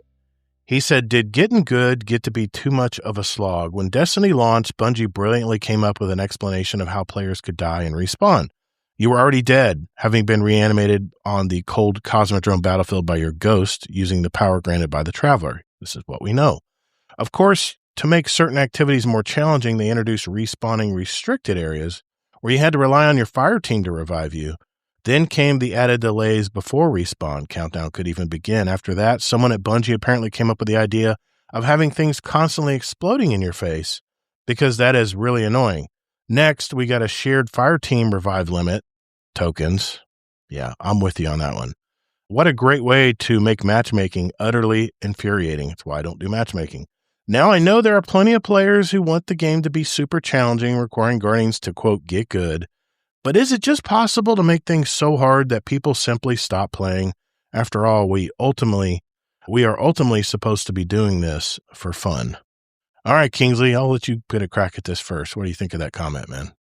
Or question? Usually people that say this, and no offense, they're newer to the game or don't see the whole big picture, because Destiny has always had 5 to 10% of it, of the really hard part. And even today, 80 to 90% of the game is still easier. So usually it's like, I see this when someone wants to branch out and try another part of the game and they're realizing it's kind of hard and then they don't like that it's hard. I don't know what to say, man. I don't think Destiny is too hard. It's still about the same percentage it was back then, in my opinion. And if anything, there could be an argument that it should have a little bit more hard stuff as long as the percentage isn't too high. I think 5 to 10% is about right. I don't know. We are so much more powerful now than we used to be in the day. Back in my day, the game is easier than it used to be. It is. It is. I think it is. Yeah. But yeah, believe me, I'm with you, Bleehee, when it comes to the revive tokens, because they're not. If they gave everybody the same amount of tokens and it wasn't shared from a pool of 3 players, then I'd be fine with it, because I'd make sure I don't die. I'd play more defensively or play more smart. And then people want to run out there and just die. But the problem is, you get these idiots who just go out there and die, not knowing what the hell they're doing, don't know the mechanic, don't know any of it. And all of a sudden you die one time because all the enemies are finally coming at you and you're done. You have no revives. So believe me, there's some revive mechanics that I do not agree with, but generally, respawn restricted areas, we've always had those. And, that's always been a thing. To do the harder activities. Yeah. Even when the portal was the big thing, you could crank it down. Yeah. You didn't have to do the harder version. Even Lost Sectors, you can do regular ones. If you want to do the more challenging ones, it's an option, and it has to be, of course, featured in that one for the week or whatever the rotation is these days. But I agree. I think it's a very good question, very good point. But overall, if anything, Destiny's easier than it used to be. But at the same time, I do see where he's coming from, because he just wants to sit back and just shoot aliens in the face. And there's many times. Well, you can for 90% of the game. You can. So I don't know. I agree in parts of it, and I disagree with others. So I just think we're so much more powerful than we used to be, and at least they left us that way, Dorath, 2-part question, maybe 3 parts. What do you think Sony is going to tell Bungie, or when do you think Sony is going to tell Bungie to turn off Destiny 1 and 2 servers? Do you think we're going to go all year without Sony introducing Bungie to inform us that we had till this date? When that time comes, what will be your final moments in the game? Would you visit a location, play a specific activity, or hang out with friends in the tower till the lights go out? Probably that third one for me. I'd probably get with some members of the community and just hang out near shacks or maybe even Ikora. And hey, please don't delete it yet, like you did the last one, because I want to answer all his questions. Go for it, and then I'll forget them if you delete it. I don't think Sony's going to tell Bungie to turn off the servers anytime soon. I don't know if you're listening to previous episodes, but I kind of mentioned this. If they're still selling the game, which they are right now, and people really are still buying microtransactions, people are still doing that. Still out there. Yeah. But, I mean, you can't really sell a game and then turn off the servers the next week, or else people would probably start taking that as a lawsuit level or something. Or they would ban Sony. I'd be tempted there. Ban anything Sony does. Yeah. Sure, anything might happen. We know people are being stupid these days. It wouldn't be prudent. I don't see him. I mean, maybe a year or 2 from now, especially if Marathon's not doing well, And then the canary in the coal mine will be if they stop selling Bungie in the store, also, I'm sorry, Destiny in the store also, then they might turn it off. But it's very inexpensive now with all the people they fired because the staff is the biggest cost. Just having these servers virtualized isn't that big of a cost. Yes, it would be. If we see the numbers, it would look big to maybe me or you, but it's a very, very small cost in the big picture. So just keeping the servers running isn't that big of a deal. They might keep it indefinitely. And then the next part, when that time comes, will be your final moment in the game. Well, if we know down the road of let's say they don't just pull the rug out from us and there's an announcement time, I think what I would do is I would almost prefer to be in Destiny 1 when that happens with some friends in the original tower and just sit there while they turn it off. I know that may sound weird, but to me, that's the original OG. Yeah. And, Destiny 1 and 2 would be turned off at the same time. So I think I would rather be in that tower. I changed my answer. I want to play Excision with 12 people. That's what I want to do when they shut the lights off, because that's my favorite part of the whole game, was when we finally face down the Witness. And then maybe finally the Witness will win when it all goes black, right? Yeah. Yeah, I mean, it goes right back to, do we own games anymore, Think of all the content we've purchased for this game, and we just bought a license to play it. And it's definitely more sensitive because it's a live service game. That definitely ramps up, the length, the life length of the servers and stuff. I don't know. Yeah. I don't know what I'm not sure, man. I don't know how much power and energy and expense it costs to run a server. I don't know. Do you? Do you know what it costs? I have no clue. No, but it depends. But I'm just saying that I'm sure this is keeping the servers running is a very, very small, in their eyes, pennies. Yeah. So unless they have some vendetta or shut it down for some other reason, I could see it staying for a very long time, if not indefinitely. Yeah. And even if they make a few shekels, over and above, and they're in the black, then yeah, I agree. Was there any part of that question? Did you answer all of it? I'm good. Okay. I just want to make sure I clear them, because otherwise I'll repeat them next week. So I have to delete them as we answer them. There's one more question. It's from our buddy Deadpool and Merc, which he will be on our show next week, by the way, everybody. Where do you think gaming will be in the next 10 years?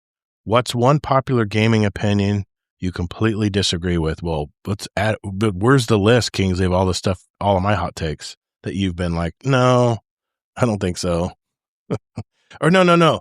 The old Hazel move, and it's not going to happen, man. That's the old Hazel move. Well, no, but he said popular. A lot of times your opinions aren't popular. That's true. My takes are not always popular, that's for sure. I don't know. Let's start with that. Where do you think gaming is going to be in 10 years? 10 years. I don't know. Okay, that's 2036. So we've seen improvements for sure, but honestly, since I'm so good at, being a futurist, and then also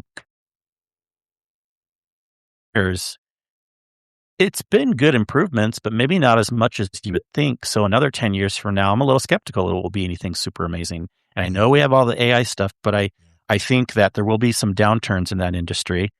And so as it is, people are revolting against the data centers, both sides of the political aisle, by the way. About it. Yep. And so I think that's going to slow down.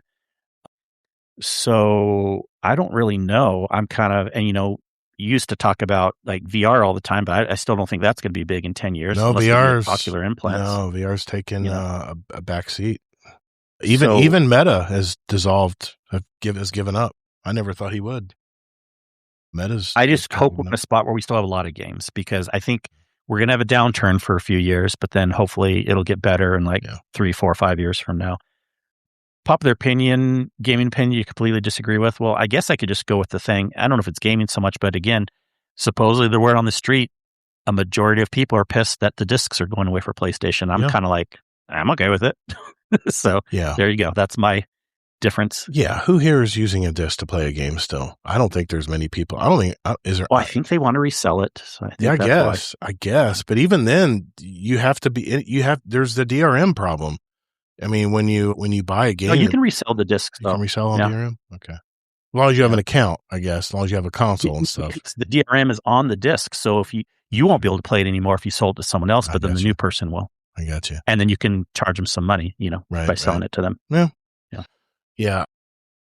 10 years from now, I think the United States the U.S. developers will probably have very small creative teams, and I'm afraid that contractors are probably going to be more popular, more freelance operators that,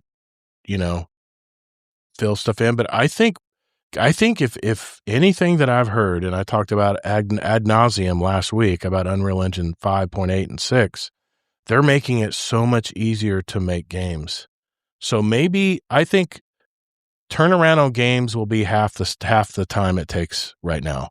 If we're taking anywhere from 4 to 6 years to make a AAA game now, I think it'll be 2 to 3 years on most games in the future. I mean, GTA 6 obviously withstanding, but yeah, I think game development will be faster, but I think it'll be more cutthroat. I think the problem is we as gamers are spoiled as hell. I hate to say it, but we get such awesome graphics. We get great storylines and stuff. And let's face it, we're sticking to our base games that we like to play. And until they figure out how to motivate people to try other games and bring their friends with them, or if like with Unreal Engine 6, you can actually do that, then maybe that'll make it a lot easier to switch games. But other than that, it's so hard to tell, man. 10 years from now, geez, I don't even want to think about how old I'll be. But I will still be gaming. I will tell you that. But there you go, Deadpool. And popular gaming opinions I disagree with. Where do I start? I mean, I've had hot takes for quite a while when it comes to where I thought Bungie games would go, where I thought Destiny would go, that were totally against the norm. I mean, remember when I thought Frontiers, we were going to basically, our old world was going to crumble, and we had to jump a ship that was going into a black hole, and we could only take a pouch of like 10 weapons and armor, and that was our start bag for the next game. That's what I thought Frontiers was going to be. And we would be dropped off on a planet with just this little bag in our hand, and then we'd have to encounter all of these weird new aliens that we have to deal with, and then maybe the worlds would be procedurally generated. I think we'd put that out there that we were hoping that might happen, and no, it's not happening. So, hey, Guardian, our show runs on Duncan. I mean, it's supported by our community. And by that, I mean our Patreon community. We're nearly 100 strong now. And if you want to join an awesome group of people and get the benefits like a private channel with myself and Kingsley Mack and all of our other Patreon members out there, not to mention special badges in our Discord community, years of behind the scenes, special audio and video episodes just for our patrons, and it's really simple. Just go to GuardianDownCast.com and hit that Patreon button to find out more. You can also join us for free, so what do you got to lose?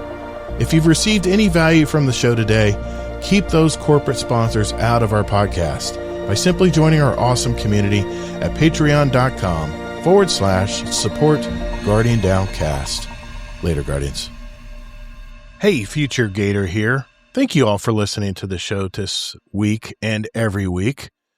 Lots of topics this week. It was just Kingsley and I, so we had a little more extra time.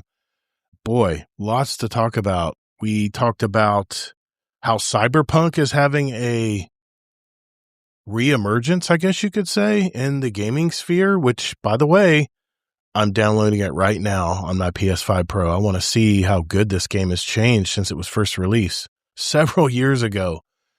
Also, how PlayStation and soon it's rumored Xbox aren't going to have physical game disc anymore. They're discontinuing it as of 2028 for PlayStation. It's yet to be determined for Xbox. But what do you guys think? Do you still use a game disc? I'm curious if you guys use a game disc to load the game, and how many of our community does. Let us know in the GDR feedback channel in our Discord. If you haven't joined our Discord yet, what are you waiting for? It's discord.gg/Guardian Down Roundtable. It's a really inviting community, and we're not just Destiny players. We play all kinds of games in there. So keep that in mind, and don't be shy. Jump in and say hi. You'll be surprised how many people say hi back. GTA 6. Will you guys be playing that game? I am probably going to play it. I got to admit, I'm very curious. And maybe I'll warm up with some Cyberpunk.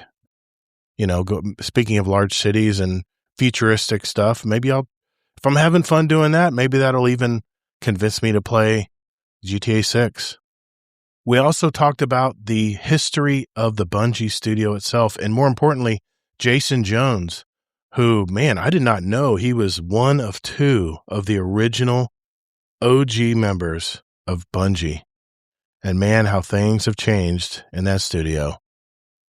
I really hope it sticks around. I want to see the next game they put out, but is it too late? I mean, is there anybody left at Bungie from the original studio? I'm curious if there is.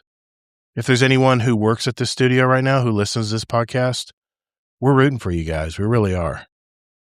I want to give a shout out to our Patreon community. Without them, we can't pay for all the things that we do to run a community that just add up, little things that add up all the time.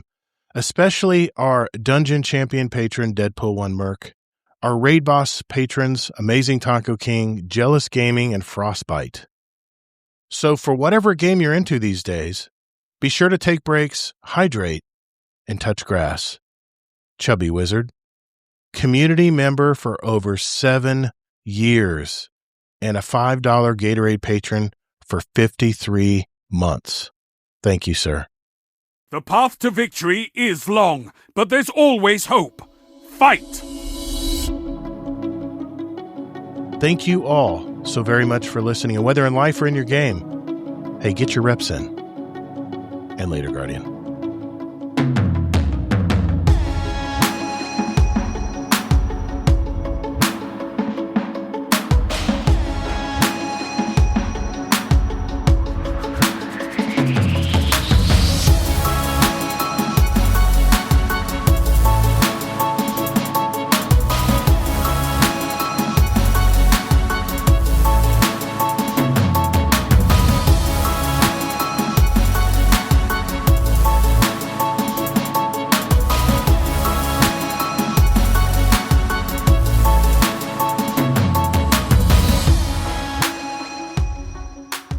Overtime. Let's do this. That's it, guys. That is our show tonight. I want to thank everybody who showed up tonight. Thank you for being in the live stage, whether it was in our Discord or our live chat in Twitch or in our YouTube channel. That's Todd the Gator, TODDTHEGATR. I did want to give a reminder to our Patreon community that the video version of the Ghost Reaper interview has been posted yet last night, so it should be up on the Patreon site. We were both on camera for the interview, and I thought it went pretty well, but it was totally unedited. So you'll see all the pre-recorded stuff in there as well. So you get kind of a look at the behind the curtain, I guess you could say, when we record interviews. So other than that, remember, whether in life or in your game, get your reps in. Later, Guardians. And have a good one.